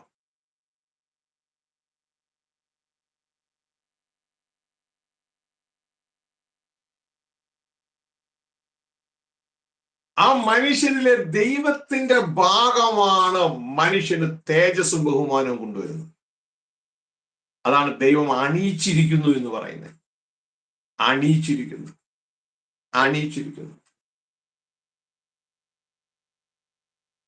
അപ്പൊ മനുഷ്യനെ ഉണ്ടാക്കിയിട്ട് ദൈവം ആദ്യം ചെയ്ത പണി അവനെ അണിയിക്കുകയായിരുന്നു. അണിയിക്കുക. ഈ ചില പിള്ളേരുണ്ടല്ലോ, കണ്ടിട്ടില്ലേ, ഞാൻ കണ്ടിട്ടുണ്ട് ചില പെൺപിള്ളേർക്ക് ഈ മമ്മി നീ അതിട്ടാ മതി എന്ന് പറഞ്ഞുകൊണ്ട് ആ ചുരിദാർ എന്ന് പ്രത്യേക ഉടുപ്പൊക്കെ ഇട്ട് കൊടുത്ത് ആ ഫംഗ്ഷന് പോകാൻ അത് ഇട്ടാ മതി നീ. അവസാനം ആളെ അത് ഇടിയിപ്പിച്ചിട്ട് അവസ്ഥയിൽ വാശി പിടിക്കുന്ന പിള്ളേരാ. അവസാനം മമ്മി അങ്ങോട്ട് കഴിഞ്ഞപ്പോ അതെല്ലാം ഊരി പറിച്ച ഒറ്റയാണ്. എനിക്ക് വേണ്ട അത്, എനിക്ക് ഇത് മതി. ഇതുപോലെയാണ് മനുഷ്യൻ. ദൈവം നന്നായിട്ട് അങ്ങ് അണിയിച്ചൊരുക്കി. ദൈവം അങ്ങോട്ട് തിരിഞ്ഞപ്പോ ദേടാ ഇതെല്ലാം ഊരി പറിച്ച ഒറ്റയാണ്. എനിക്ക് വേണ്ട. ഞാൻ ഈ നാടക രൂപത്തിൽ ഇങ്ങനെയൊക്കെ പറയുന്നെങ്കിൽ എങ്ങനെയെങ്കിലും അകത്ത് കയറിക്കോട്ടെ എന്ന് വിചാരിച്ചില്ല. ദൈവം അണിയിച്ചൊരുക്കുന്ന ആളാണ്. നമുക്ക് മനുഷ്യന്റെ സൃഷ്ടിപ്പിലേക്ക് വരുമ്പോ നമുക്കത് കാണുവാനായിട്ട് കഴിയും. 32:7 ഈ മനുഷ്യന്റെ 3 പാർട്ട് നമുക്ക് കാണാം. 3 പാർട്ട്. ദൈവം മനുഷ്യനുണ്ടാക്കുന്നു, ഭൂമിയിൽ നിന്നൊരു ശരീരം ഉണ്ടാക്കിക്കൊണ്ടാണ് മനുഷ്യനെ ഉണ്ടാക്കുന്നത്. അതിനുശേഷം മനുഷ്യനെ അണിയിച്ചൊരുക്കുന്നു. എന്തൊക്കെയാണ് അണിയിച്ചൊരുക്കുന്നത്? തേജസ്സും ബഹുമാനവും ഒക്കെ അണിയിച്ചൊരുക്കുകയാണ്. അവസാനം അവൻ തേജസ് വേണ്ടെന്നും പറഞ്ഞാൽ ഊരിക്കളയുക. എല്ലാ മനുഷ്യരും പാപം ചെയ്തു ദൈവ തേജസ് നഷ്ടപ്പെട്ടവരായി. അങ്ങ് വേണ്ട. അങ്ങനെ അത് ഊരിക്കളഞ്ഞു. അങ്ങനെ ഊരിക്കളഞ്ഞപ്പോ മനുഷ്യരിലെ ദൈവത്തിന്റെ പാർട്ട് മരിച്ചു. മനുഷ്യനിലെ ദൈവപുത്രൻ മരിച്ചു. പിന്നെ മനുഷ്യൻ മാത്രമായി. ഉൽപ്പത്തി 2:7 വരുമ്പോ ആ മനുഷ്യന്റെ സൃഷ്ടിപ്പിന്റെ ഒരു ചെറു ഡീറ്റെയിൽ അവിടെ കൊടുത്തിട്ടുണ്ട്. വായിച്ചാൽ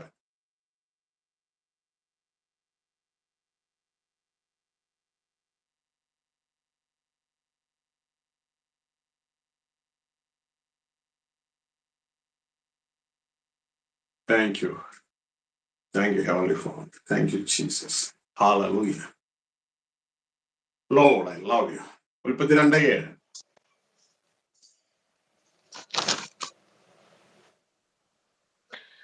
യഹോവയായ ദൈവം നിലത്തെ പൊടി കൊണ്ട് മനുഷ്യനെ നിർമ്മിച്ചിട്ട് അവന്റെ മൂക്കിൽ ജീവശ്വാസം ഊതി മനുഷ്യൻ ജീവനുള്ള ദേഹിയായി തീർന്നു.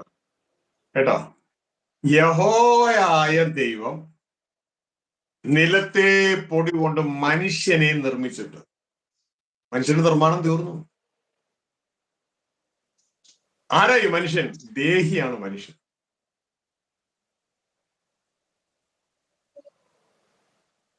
ആ മനുഷ്യനെ നിർമ്മിച്ചു. അവന് ഭൂമിയിൽ നിന്നുള്ള ഒരു ശരീരവും കൊടുത്തു. മനുഷ്യന്റെ പണി പൂർത്തിയായി. ഇനി അടുത്ത പാർട്ട് എന്ന് പറഞ്ഞാൽ അവനെ അണിയിക്കാൻ പോവുക. മണ്ണിൽ നിന്നെടുത്ത് അവന് ഭൂമിയിൽ ഒരു ശരീരം കൊടുത്തു ദേഹിക്കാൻ. മനുഷ്യനുണ്ടാക്കുക. മനുഷ്യൻ നിർമ്മിച്ചിട്ട് പൂർത്തീകരിച്ചു. ഇനി അടുത്ത അലങ്കരിക്കുന്ന പാർട്ടാണ്.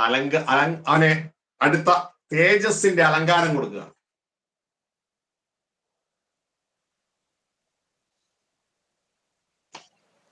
അവന്റെ മൂക്കിൽ ജീവശ്വാസം ഊതി. മനുഷ്യൻ ജീവനുള്ള ദേഹിയായി തീർന്നു. അപ്പോ നേരത്തെ ദേഹിക്ക് എന്തില്ലായിരുന്നു? ജീവനില്ലായിരുന്നു. മണ്ണിന്റെ ശരീരം മാത്രം ഉണ്ടായിരുന്നു. ദേഹിക്ക് മണ്ണിന്റെ ശരീരം മാത്രം ഉണ്ടായിരുന്നുള്ളൂ. ഇപ്പൊ അലങ്കരിച്ചു കഴിഞ്ഞപ്പോ ജീവനുള്ള ദേഹിയായി തീർന്നു.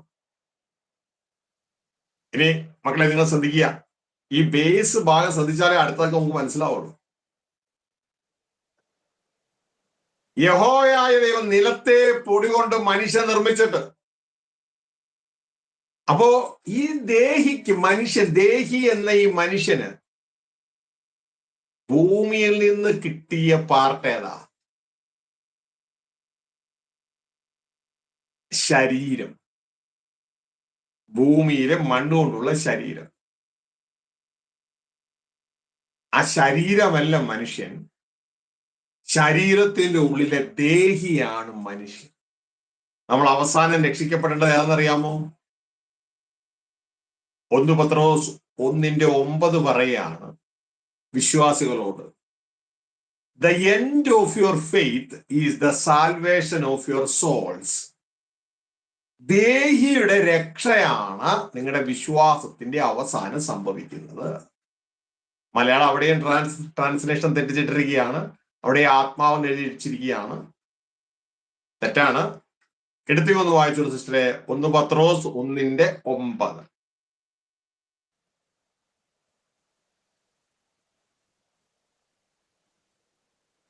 നിങ്ങളുടെ വിശ്വാസത്തിന്റെ അന്തമായ ആത്മരക്ഷ പ്രാപിക്കുകയും പറഞ്ഞു തീരാത്തതും മഹിമയുള്ളതുമായ സന്തോഷത്തോടെ ആനന്ദിക്കുകയും ചെയ്യുന്നു.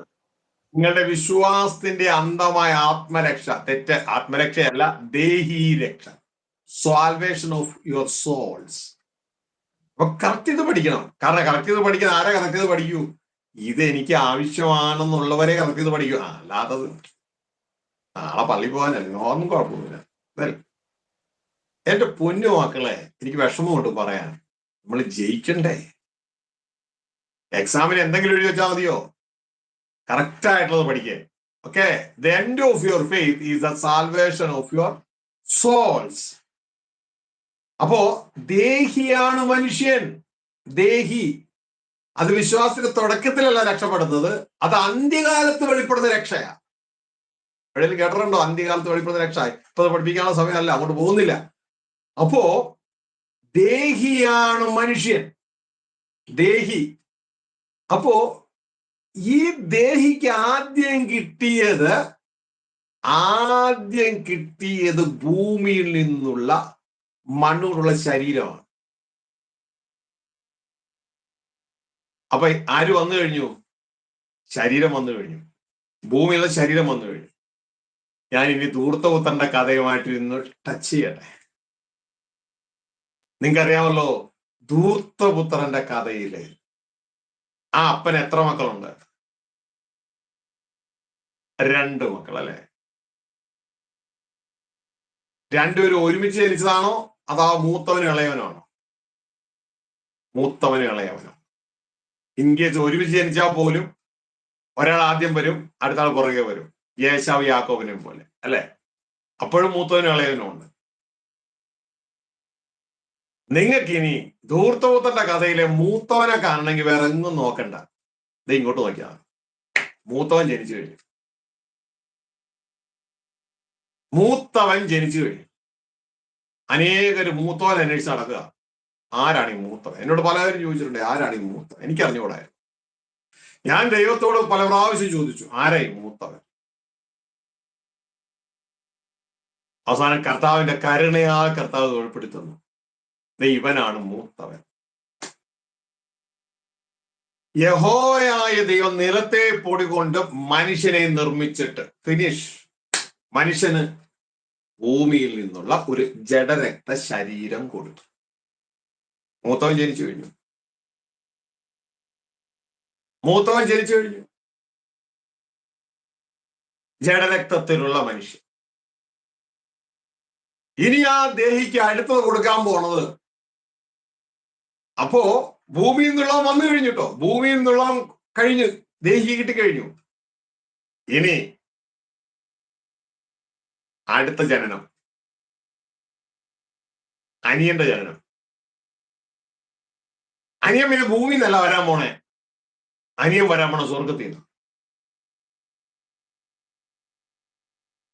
അനിയൻ വരാൻ പോകുന്നത് സ്വർഗത്തിൽ നിന്നാണ്, ദൈവത്തിൽ നിന്നാണ്, ദൈവത്തിന്റെ ഉള്ളിൽ നിന്നാണ്. ചേട്ടൻ അങ്ങനെയല്ല, ഭൂമിയിൽ നിന്ന്. അനിയൻ അങ്ങനെയല്ല, സ്വർഗത്തിൽ നിന്ന്. ഒന്നാം മനുഷ്യനായ ആദം ഭൂമിയിൽ നിന്നും മണ്ണുകൊണ്ടുള്ളവൻ. പക്ഷെ ഒടുക്കതവൻ ഭൂമിയിൽ നിന്നുള്ളതല്ല, സ്വർഗത്തിൽ നിന്നുള്ളവൻ. രണ്ടും രണ്ടാ. ഇതാ അനിയൻ വരാൻ പോവാ. ഇപ്പൊ വേണമെങ്കിൽ നിങ്ങൾക്ക് കൂട്ടാം, ഒരു നിഴലില് യേശാവ് വന്നു കഴിഞ്ഞു.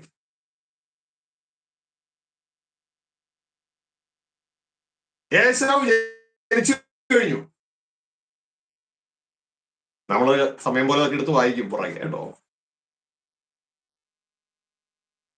തുടർന്ന് യേശാവിന്റെ കാലെ പിടിച്ചുകൊണ്ട് അടുത്ത ആള് പറഞ്ഞ ഗർഭപാത്രത്തിൽ നിന്ന്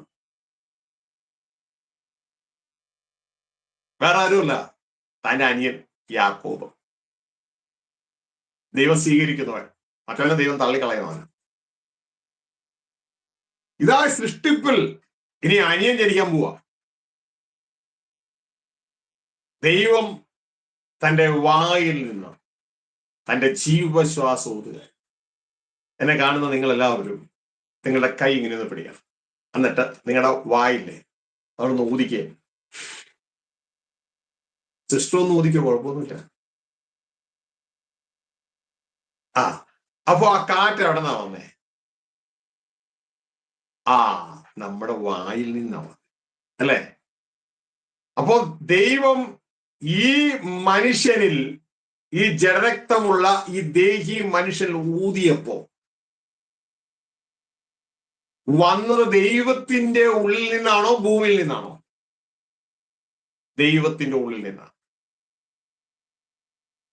മക്കള് ജനിക്കുന്നത്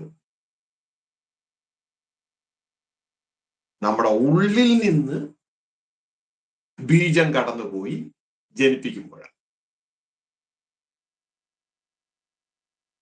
ദൈവത്തിന്റെ ഉള്ളിലുള്ള ദൈവത്തിന്റെ ജീവശ്വാസം, ദ ബ്രെത്ത് ഓഫ് ഗാഡ്, അതിലേക്ക് ഊതിയപ്പോ മനുഷ്യൻ അടുത്ത സ്റ്റെപ്പിലേക്കായി. ജീവനുള്ള, ദൈവിക ജീവനുള്ള ദേഹിയായി മാറി. ദൈവപുത്രൻ ജനിച്ചു. അപ്പൊ മനുഷ്യനിൽ രണ്ട് ഭാഗം, ഒരു ദേഹിയിൽ രണ്ട് ഭാഗം, മൂത്തവൻ ഇളയവൻ. രണ്ടാമത് വന്നത് കൊണ്ട് ഇളയവനാണല്ലോ.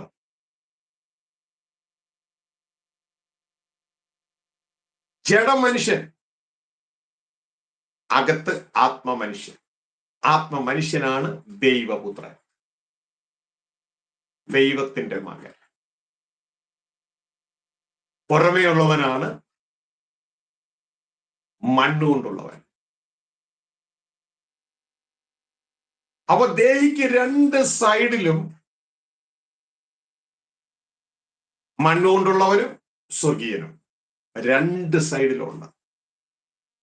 മൂത്തവനും ഇളയവനും. ഒരു വീട്ടിൽ രണ്ടുപേർ.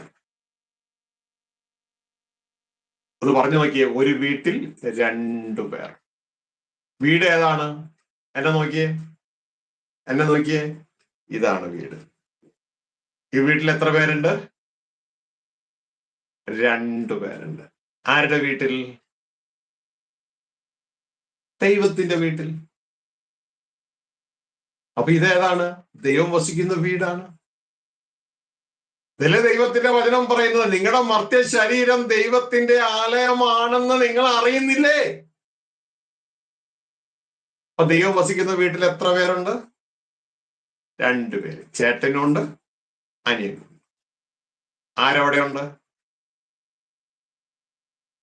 ദൈവം വസിക്കുന്ന വീടിൽ ദൈവമുണ്ട്. മനസ്സിലായോ? ഇതെല്ലാം കൂടി ഒരുമിച്ച് താമസിക്കണ്ടേ? ഇതല്ലേ ദൈവത്തിന്റെ ആഗ്രഹം, എന്റെ പൊന്നുമക്കളെ.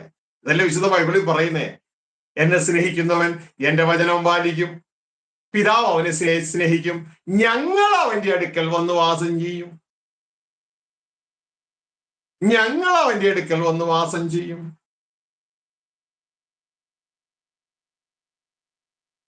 അപ്പൊ എല്ലാവരും കൂടി വാസം ചെയ്യാനുള്ള വീടല്ലേ ഇത്? സമയം എടുക്കോട്ടോ, കുറച്ച് സമയം എടുക്കുമെന്ന് മനസ്സിലാക്കി വരണമെങ്കിൽ ഇത് ആത്മാവിന്റെ ആഴങ്ങളാ.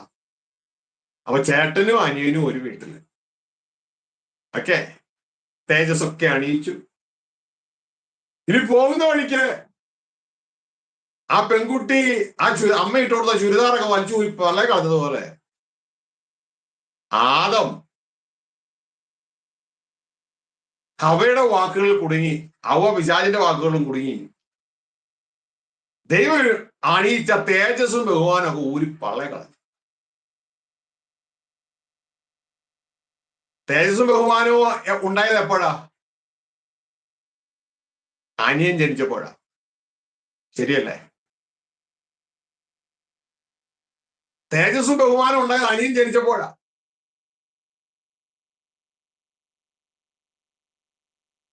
ദൈവം കൊടുത്ത ഈ കുപ്പായം പള്ളേ കളഞ്ഞു എന്ന് പറഞ്ഞാൽ അനിയൻ മരിച്ചു. അനിയൻ മരിച്ചു. അപ്പൊ വീട്ടിൽ ആര് മാത്രമേ ഉള്ളൂ? ചേട്ടായി മാത്രമേ ഉള്ളൂ. ഇപ്പൊ ഈ വീട്ടിൽ ചേട്ടായി മാത്രമേ ഉള്ളൂ. അപ്പൊ ദൈവം ആ വീട്ടിൽ വസിച്ചത് അനിയനിലൂടെയായിരുന്നു. അനിയനിലൂടെയായിരുന്നു ദൈവം വസിച്ചേ. അനിയൻ പോയപ്പോ ദൈവവും പോയി. അനിയൻ പോയപ്പോ ദൈവവും പോയി.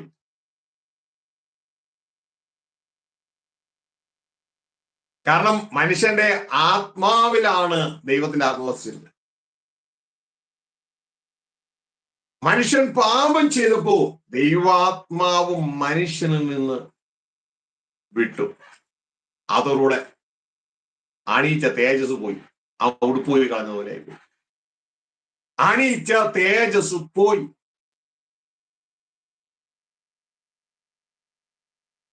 അനിയൻ മരിച്ചു. ഇത് നിങ്ങൾ തിരിച്ചു വരുമ്പോ ഒരു കാര്യം നിങ്ങൾ ശ്രദ്ധിച്ചോളണം. ഈ മകൻ തിരിച്ചു വരുന്ന ഒരു കാര്യമുണ്ട്. മകൻ തിരിച്ചു വരുന്നപ്പോ അപ്പൻ എന്നാ പറഞ്ഞതറിയാമോ? എന്റെ മകൻ മരിച്ചവനായിരുന്നു. അപ്പോഴും ചേട്ടായി ജീവിച്ചിരിക്കുന്നുണ്ട്. ചേട്ടായി ജീവിച്ചിരിക്കുന്നുണ്ട്. ജഡരക്തം ജീവിച്ചിരിക്കുന്നുണ്ട്. എന്റെ മകൻ. അപ്പൊ ആരാ ദൈവത്തിന്റെ മകൻ? അതിലെ അനിയൻ. അവൻ മരിച്ചവനായിരുന്നു, അവൻ വീണ്ടും ജീവിച്ചു. യേശുക്രിസ്തുവിലൂടെ നമുക്ക് ലഭിക്കുന്ന മഹാപദവിയാ അത്. നമുക്ക് മനുഷ്യനെ അറിയണ്ടേ? ആരാണ് മനുഷ്യൻ? അപ്പൊ എന്റെ പ്രിയ സഹോദരങ്ങളെ, ദൈവത്തിന്റെ മകൻ ഏതിൽ വെച്ച് മരിച്ചു. ദൈവത്തിന്റെ ഉൾശ്വാസം അതുവഴി ജനിച്ച മകൻ മരിച്ചു. പിന്നെ ആര് മാത്രമേ ബാക്കിയുള്ളൂ? ചേട്ടായി മാത്രമേ ബാക്കിയുള്ളൂ. അനുസരണക്കേട് കാണിച്ചു പോവോ? ഏദനിൽ, ഞാൻ കഴിഞ്ഞ പ്രാവശ്യം നിങ്ങളോട് ചോദിച്ചു തോന്നുന്നു, അതോ ആരോട് ചോദിച്ചു? ഏദനിൽ ദൈവം പറഞ്ഞു, നന്മ തിന്മകളെ കുറിച്ചുള്ള അറിവിന്റെ ഫലം തിന്നാ നീ മരിക്കുമെന്ന് പറഞ്ഞു. പക്ഷേ ആദം അത് ഹവ്വയുടെ വശീകരണ വാക്കുകളിൽ കുടുങ്ങി. ആദം അത് കഴിച്ചു. പക്ഷെ ആദം മരിച്ചോ?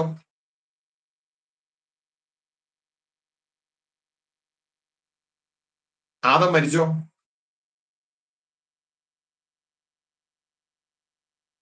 കഴിഞ്ഞ ദിവസം ഞാൻ ഒരു പെന്തക്കോസ്ത് ചർച്ചിൽ പ്രസംഗിച്ചപ്പോ ഇത് ചോദിച്ചപ്പോ കുറച്ചു പേര് പറഞ്ഞ് ആദം മരിച്ചു എന്ന്, കുറച്ചു പേര് പറഞ്ഞ് ആദം മരിച്ചില്ല എന്ന്. രണ്ടുപേര് പറഞ്ഞത് ശരിയാ. ചേട്ടായിയിൽ ആദം മരിച്ചില്ല.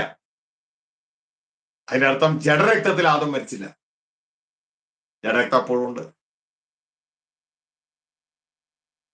അതുകൊണ്ടാണ് ഏദൻ തോട്ടത്തിൽ ഒരു സംസ്കാര ശുശ്രൂഷ നടക്കാഞ്ഞത്. ചേട്ടൻ അപ്പോഴും അവിടെയുണ്ട്.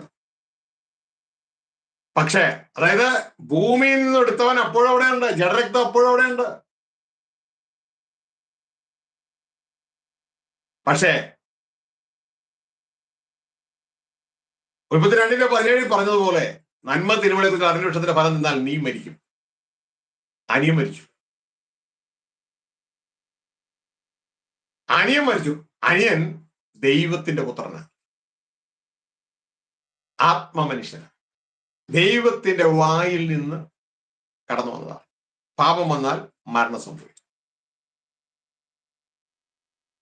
അനിയൻ മരിച്ചു.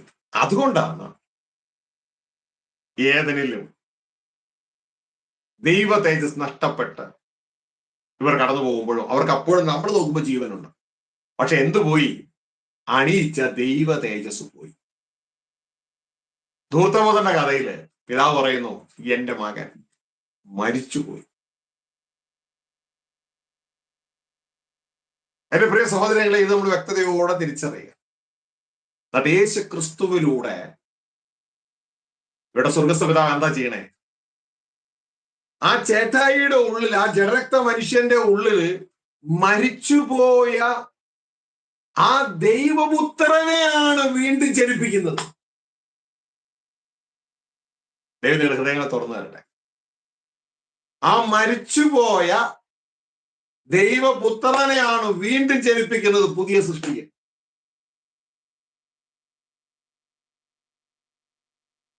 തുടർന്ന് നമ്മൾ എന്ത് ചെയ്യണം? തുടർന്ന് നമ്മൾ ചെയ്യേണ്ടത്, ആ ദൈവപുത്രൻ വീണ്ടും ജനിക്കാത്തവരായിട്ട് ആരെങ്കിലും ഉണ്ടെങ്കിൽ അവർ യേശുവിനെ കർത്താവ് രക്ഷിതാവുമായി സ്വീകരിച്ച് ഈ മരിച്ചുപോയ അനിയൻ അവൻ വീണ്ടും ജീവിക്കണം. വീണ്ടും ജീവിക്കുമ്പോ ഇപ്പൊ ആരൊക്കെ എലൈവായി? അനിയനും എലൈവാണ്, ചേട്ടനും എലൈവാണ്. ഇനി കാണാൻ പോകുന്ന ഒരു കാര്യം, ചേട്ടൻ ജഡമണ്ഡലമാണ്, അനിയൻ ആത്മമണ്ഡലമാണ്. ചേട്ടൻ മണ്ണിൽ നിന്നുള്ളവനാണ്, അനിയൻ സ്വർഗത്തിൽ നിന്നുള്ളതാണ്. ധൂർത്തപുത്രന്റെ കഥയിലെ അവസാനത്തേക്ക് വരുമ്പോ ചേട്ടൻ വീടിന്റെ വെളിയിൽ പോകും. അപ്പം വന്ന് വിളിച്ചിട്ട് പോലും അകത്ത് കയറാൻ തയ്യാറല്ല. അതായത് ജഡരക്തങ്ങൾ സ്വർഗരാജ്യം അവകാശമാക്കുകയില്ല. എന്നാൽ അനിയൻ, അവനാണ് പുതിയ സൃഷ്ടിയിൽ ദൈവപുത്രൻ. അവൻ ആ വീട്ടിൽ അപ്പനുമായി വീണ്ടും ഒന്നായി. അവൻ ആ വീട്ടിലേക്ക് വീണ്ടും തിരിച്ചു വരികയാണ്. ദൈവം നിങ്ങളുടെ ഹൃദയങ്ങളെ തുറന്നു തരട്ടെ. ഒരുപക്ഷെ ഈ പറഞ്ഞ കാര്യങ്ങൾ എല്ലാവർക്കും ഡൈജസ്റ്റ് ആകത്തില്ല. ഇത് ഡൈജസ്റ്റ് ആകണമെങ്കിൽ അതിന് അർഹതയുള്ളവർക്ക് മാത്രമേ ഡൈജസ്റ്റ് ആവൂ. അല്ലാത്തവർ ഇത് കേട്ടാലും അവർക്ക് താല്പര്യമായി തീരുകയില്ല. പക്ഷെ ഇതൊരു നിധിയാണ്, മറവിടങ്ങളിലെ ഗുപ്തനിധി. ഇത് മനസ്സിലാക്കി, ഈ മർമ്മം മനസ്സിലാക്കി, ഇനി അവസാനം വീടിന് പുറത്താകുന്ന ആ ചേട്ടനെ പരിപോഷിപ്പിച്ച് ജീവിതം കളയാതെ അവകാശിയായി തീർന്ന ആ മകനിലേക്ക് നമ്മുടെ ശ്രദ്ധ കേന്ദ്രീകരിക്കാം. ചേട്ടായിയെ കാണിക്കുന്നത് ആദത്തിന്റെ വംശമാണ്, അനിയനെ കാണിക്കുന്നതും ദൈവത്തിന്റെ വംശമാണ്, ക്രിസ്തുവിൻ വംശമാണ്. ആദത്തിൽ എല്ലാവരും മരിച്ചു പോകുന്നു. വിശുദ്ധ ബൈബിൾ പറയുന്നു, ക്രിസ്തുവിൽ എല്ലാവരും ജീവിപ്പിക്കപ്പെടും. ആദം ജഡരക്തത്തിന്റെ ഭാഗമാണ്, ക്രിസ്തു സ്വർഗത്തിന്റെ ഭാഗമാണ്. ഒന്നാം മനുഷ്യനായ ആദം ഭൂമിയിൽ നിന്നും മണ്ണുകൊണ്ടുള്ളവൻ. ചേട്ടായി, ഒടുക്കത്തെ ആദം സ്വർഗത്തിൽ നിന്നുള്ള സ്വർഗീയൻ, ക്രിസ്തു അനിയൻ. എന്തുകൊണ്ടാണ് ഒന്നാം ആദം ഒടുക്കത്തെ ആദം എന്ന് പറയുന്നത്? ഒന്നാം ആദമാണ് ആദ്യം വന്നത്, ഒടുക്കത്തെ ആദമാണ് രണ്ടാമത്. ഒടുക്കത്തെ ആദത്തിലാണ് നാം വീണ്ടും ജനിച്ചത്, ക്രിസ്തുവിലാണ് വീണ്ടും ജനിച്ചത്. ഒന്നാം ആദത്തിലാണ് നാം ജനിച്ചത് ഒരു സ്ത്രീയിൽ നിന്ന്, സ്ത്രീയുടെ സന്തതി. എന്നാൽ ഒടുക്കത്തെ ആദമായ ക്രിസ്തുവിലാണ് നാം ആത്മാവിൽ ദൈവത്തിന്റെ സന്തതിയായി ജനിച്ചത്. ഇത് രണ്ടും കൂടെ ഇന്ന് ഈ ആലയത്തിലുണ്ട്, ശരീരമാകുന്ന ആലയത്തിൽ. ഈ ശരീരം ആരുടെ ആലയമാണ്? ദൈവത്തിന്റെ ആലയം. അപ്പൊ പിതാവിന്റെ വീട്ടിൽ ഈ രണ്ടുപേരും ഉണ്ട്. ദൈവം നിങ്ങളോട് നന്നായി സംസാരിക്കുന്നു. അതിനെ ഞാൻ ദൈവത്തിന് സ്തോത്രം ചെയ്യുന്നു. ഞാൻ പ്രാർത്ഥിക്കുന്നു, ദൈവമേ, ഈ ചിന്തകൾ അങ്ങയുടെ മക്കൾക്കെല്ലാം ഒന്ന് മനസ്സിലാക്കി കൊടുക്കണമേ എന്ന് പ്രാർത്ഥിക്കുന്നു. തുടർന്ന് പ്രയോജനമില്ലാത്ത ജഡരക്തത്തിന്റെ പാട്ട്, ചേട്ടായിയുടെ പാട്ട്, ജഡരക്തങ്ങൾ സ്വർഗരാജ്യം അവകാശമാകത്തില്ല എന്ന് വിശുദ്ധ ബൈബിൾ പറയുമ്പോൾ മറുഭാഗത്ത് ക്രിസ്തു പറയുകയാണ്, ഫ്ലഷ് പ്രോഫിറ്റ്. ജഡത്തിന്റെ ഭാഗത്ത് ലാഭം ഒന്നുമില്ല, ആത്മാവിന്റെ ഭാഗത്താണ് ലാഭം, അവിടെയാണ് ജീവൻ കിട്ടുന്നത്. എന്റെ പ്രിയ മക്കളെ, ക്ലാസ് കൺക്ലൂഡ് ചെയ്യുമ്പോൾ, അവസാനിപ്പിക്കുമ്പോൾ ഞാൻ നിങ്ങളോട് എല്ലാവരോടും ചോദിക്കുകയാണ്, നമ്മൾ ഏത് ഭാഗത്ത്? നമുക്ക് ഇങ്ങനെ ഒരു ഭാഗത്തെ കുറിച്ച് അറിയൂ. നമ്മളാണ് പിതാവിന്റെ ഭവനമെന്നും നിങ്ങളുടെ മർത്യശരീരം ദൈവത്തിന്റെ ആലയമാണെന്ന് നിങ്ങൾ അറിയുന്നില്ലയോ എന്ന് ചോദിക്കുമ്പോൾ അത് അറിയുന്നുണ്ടോ? ഒന്ന്. രണ്ട്, വീണ്ടും ജനിക്കാത്ത ഒരു മനുഷ്യനിൽ ചേട്ടൻ മാത്രമേ ജീവിക്കുന്നുള്ളൂ എന്ന് അറിയുന്നുവോ? രണ്ട്.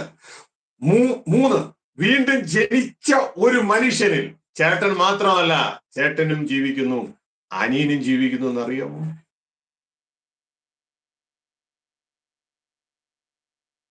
നാല്, ദൈവത്തിന്റെ വചനം പറയുന്നു, ഈ ജഡരക്ത ആ മനുഷ്യന്റെ കൾച്ചർ ഉപേക്ഷിച്ചിട്ട് നിങ്ങൾ അനിയന്റെ, പുതിയതായി സൃഷ്ടിച്ച അനിയന്റെ കൾച്ചർ ധരിപ്പാൻ നമ്മളോട് പറഞ്ഞിട്ടുണ്ടെന്ന് ഓർക്കുന്നുണ്ടോ? പഴയ ചതിമോഹങ്ങളെ വഷളായി പോകുന്ന പഴയ മനുഷ്യനെ ഉപേക്ഷിച്ച് നമ്മൾ ഉപേക്ഷിക്കുന്നുണ്ടോ? ഇല്ല. അവനെ ഉപയോഗിച്ച് സൂത്രം കാണിച്ച് ഫണ്ടുണ്ടാക്കി നമ്മൾ ജീവിക്കാൻ ശ്രമിക്കും, അല്ലെ? അവനെ ഉപേക്ഷിച്ച് ദൈവത്തിന്റെ വചനം പറയുന്നു, ദൈവാനുരൂപമായി സൃഷ്ടിക്കപ്പെട്ട പുതിയ മനുഷ്യന്, അതാണ് ദൈവത്തിൻ വംശം, ക്രിസ്തുവിൻ മക്കൾ, അവരെ ധരിച്ചുകൊള്ളുക. അപ്പൊ എന്റെ പ്രിയ മക്കളെ, നമ്മളത് ചെയ്യുന്നുണ്ടോ? ചെയ്യുന്നില്ല എങ്കിൽ നാം അപകടത്തിലാണ്. നാം പ്രത്യാശിക്കുന്ന ചേട്ടായി വീടിന്റെ പുറത്തു പോകും. ജഡരക്തം സ്വർഗ്ഗരാജ്യ അവകാശമാകത്തില്ല. വീണ്ടും ജനിച്ച ദൈവവംശം, ക്രിസ്തുവൻ തലമുറ ഇത് അവകാശമാക്കും. ആദത്തിൽ എല്ലാവരും മരിച്ചു പോകും, ക്രിസ്തുവിൽ നാം ജീവിപ്പിക്കപ്പെടും. ഇത് തിരിച്ചറിഞ്ഞുകൊണ്ട് നമുക്ക് പഴയതിനെ വിട്ടിട്ട് പുതിയതിലേക്ക് കടന്നു വരാം ഒരു തീരുമാനത്തോടെ. പൗലോസ് പറയാണ്, ഞങ്ങൾ പിൻപിലുള്ളതിനെ മറന്ന് മുൻപിലുള്ളതിനെ ലക്ഷ്യമാക്കി ക്രിസ്തേശുവിൽ ദൈവത്തിന്റെ പരമവിളിയുടെ വിരുദിനായി, ക്രിസ്തുവിൽ അവസാനിക്കുന്നില്ല, ക്രിസ്തുവിൽ അടിസ്ഥാനമായിട്ട് തുടങ്ങുകയാണ്. പരമവിളിയുടെ വിരുദിനായി ലാക്കിലേക്ക് ഓടുന്നു. നമ്മളും അതിന് ദൈവസന്നിധി തയ്യാറായിരിക്കുക. നമുക്ക് നമ്മുടെ കണ്ണുകളെ അടയ്ക്കാം. കേട്ട വചനത്തിന്റെ മുമ്പാകെ നമുക്ക് നമ്മളെ തന്നെ ഏൽപ്പിക്കാം. ഡിമാൻ, മനുഷ്യൻ. വളരെ വ്യക്തതയോടെ സ്വർഗത്തിലെ മനുഷ്യനെ കുറിച്ച് നമുക്ക് പറഞ്ഞു തരികയായി. കണ്ണിലടച്ചാണ്. സ്വർഗീയ പിതാവേ, മനുഷ്യനെ കുറിച്ച് അങ്ങയുടെ ഹൃദയത്തിലെ ചിന്തകൾ വളരെ മൂല്യമുള്ളതാണെന്നും ഞങ്ങൾ തിരിച്ചറിഞ്ഞു. സങ്കീർത്തനക്കാരൻ ചോദിക്കുന്നു, നീ മനുഷ്യനെ ഓർക്കേണ്ടതിന് അവൻ എത്രമാത്രമേ ഉണ്ട്. നിന്റെ കൈകളുടെ പണിയായ ആകാശത്തെയും സൂര്യനെയും ചന്ദ്രനെയും നക്ഷത്രങ്ങളെയും ഓർക്കുമ്പോ അവൻ എത്രമാത്രം. നീ അവനെ നിന്റെ ക്ലാസ്സിൽ ഒരല്പം മാത്രം താഴ്ത്തി സൃഷ്ടിച്ചു.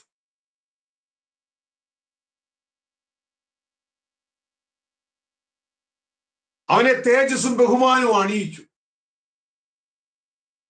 മാത്രമല്ല, നിന്റെ കൈകളുടെ പ്രവർത്തികൾക്ക് അവനെ അധികാരിയാക്കി, അധിപതിയാക്കി. പക്ഷെ ഇന്ന് അതെല്ലാം നഷ്ടപ്പെട്ട്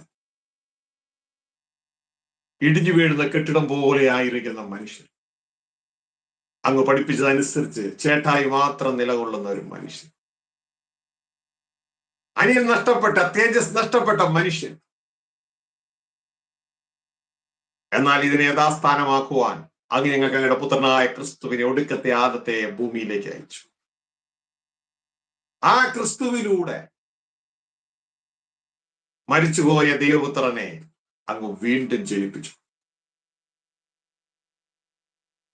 ഞങ്ങൾക്ക് വീണ്ടും അധികാരം തന്നു. ചേട്ടായിക്ക് ദൈവപുത്രനാകാൻ യേശുവിലൂടെ അധികാരം തന്നു. യേശുവിനെ കൈക്കൊണ്ട് യേശുവിൽ വിശ്വസിക്കുന്ന ഏവർക്കും ദൈവപുത്രന്മാരാകുവാനുള്ള അധികാരം അങ്ങ് തന്നത്.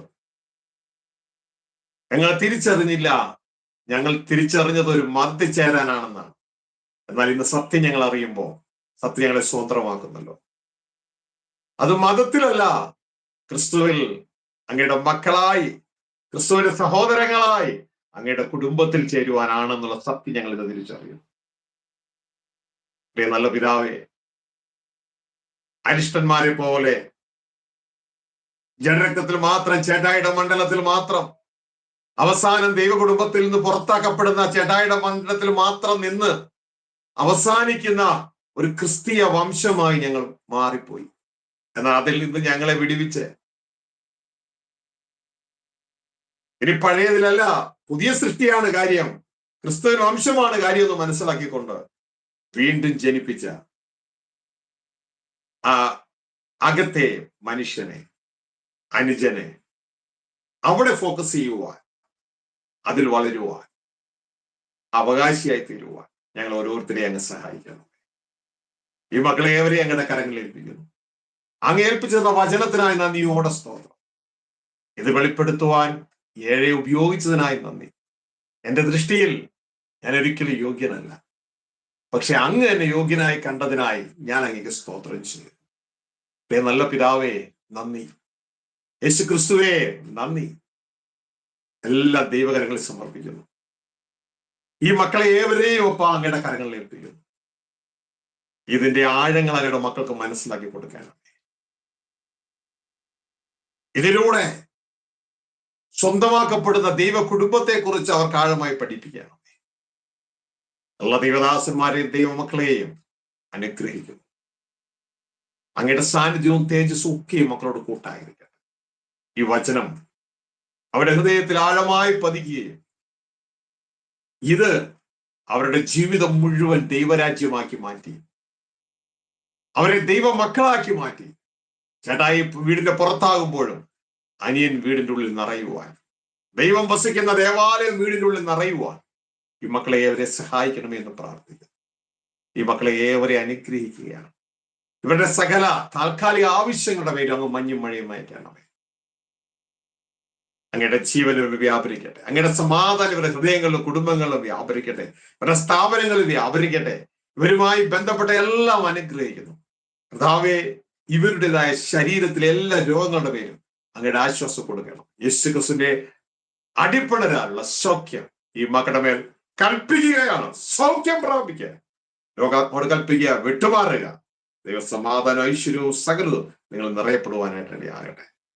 ഈ സന്ദേശം ലോകത്തിലേക്ക് വെളിപ്പെടുത്തുവാൻ ഉപയോഗിച്ച ഈ ചാനൽ ഞങ്ങളുടെ കരങ്ങളിൽ എത്തിക്കുന്നു. കുടുംബമായി ഇവരെ അനുഗ്രഹിച്ച് പ്രാർത്ഥിക്കുന്നു. അനേകരിൽ ഇത് എത്തുവാൻ തക്കവണ്ണം പ്രിയ മക്കളെ അങ്ങ് സഹായിച്ചാട്ടെ.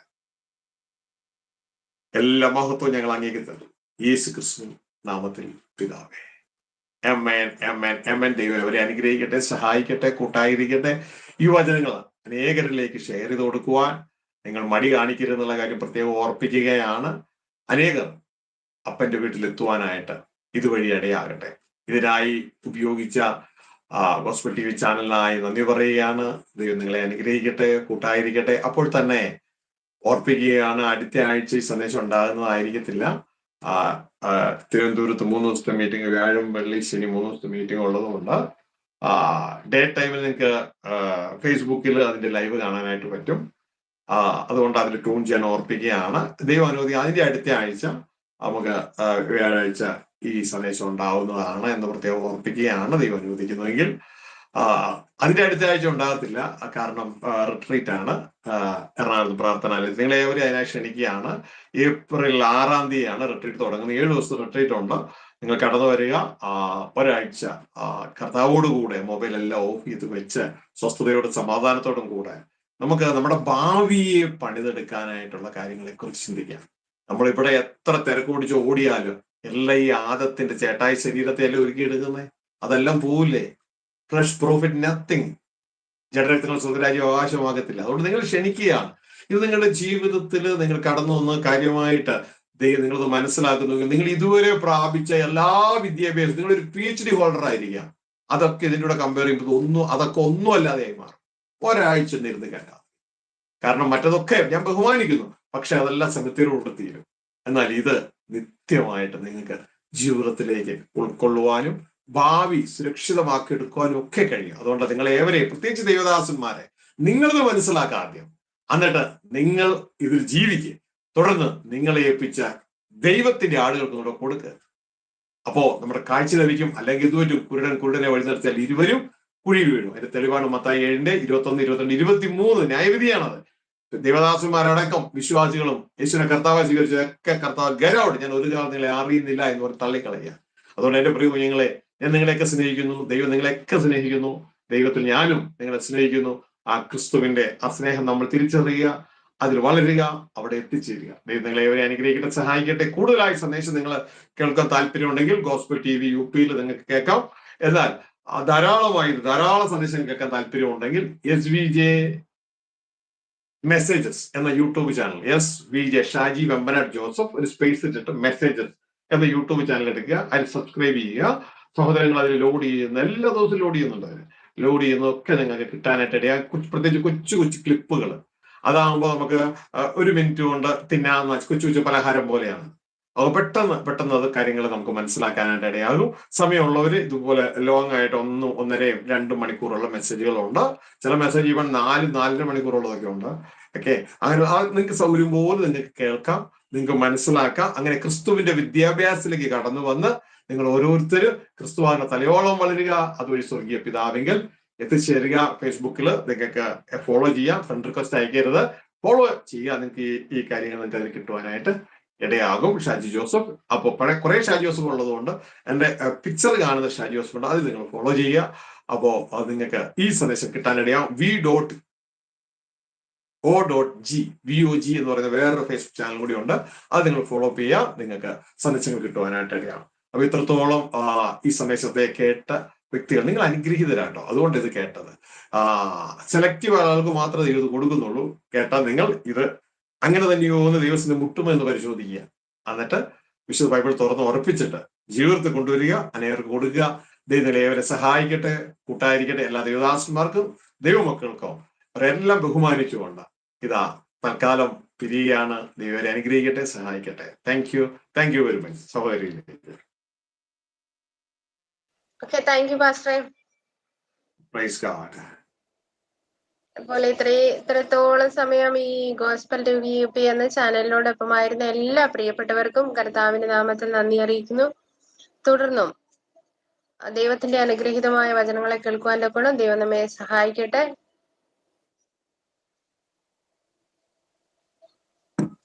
Praise God.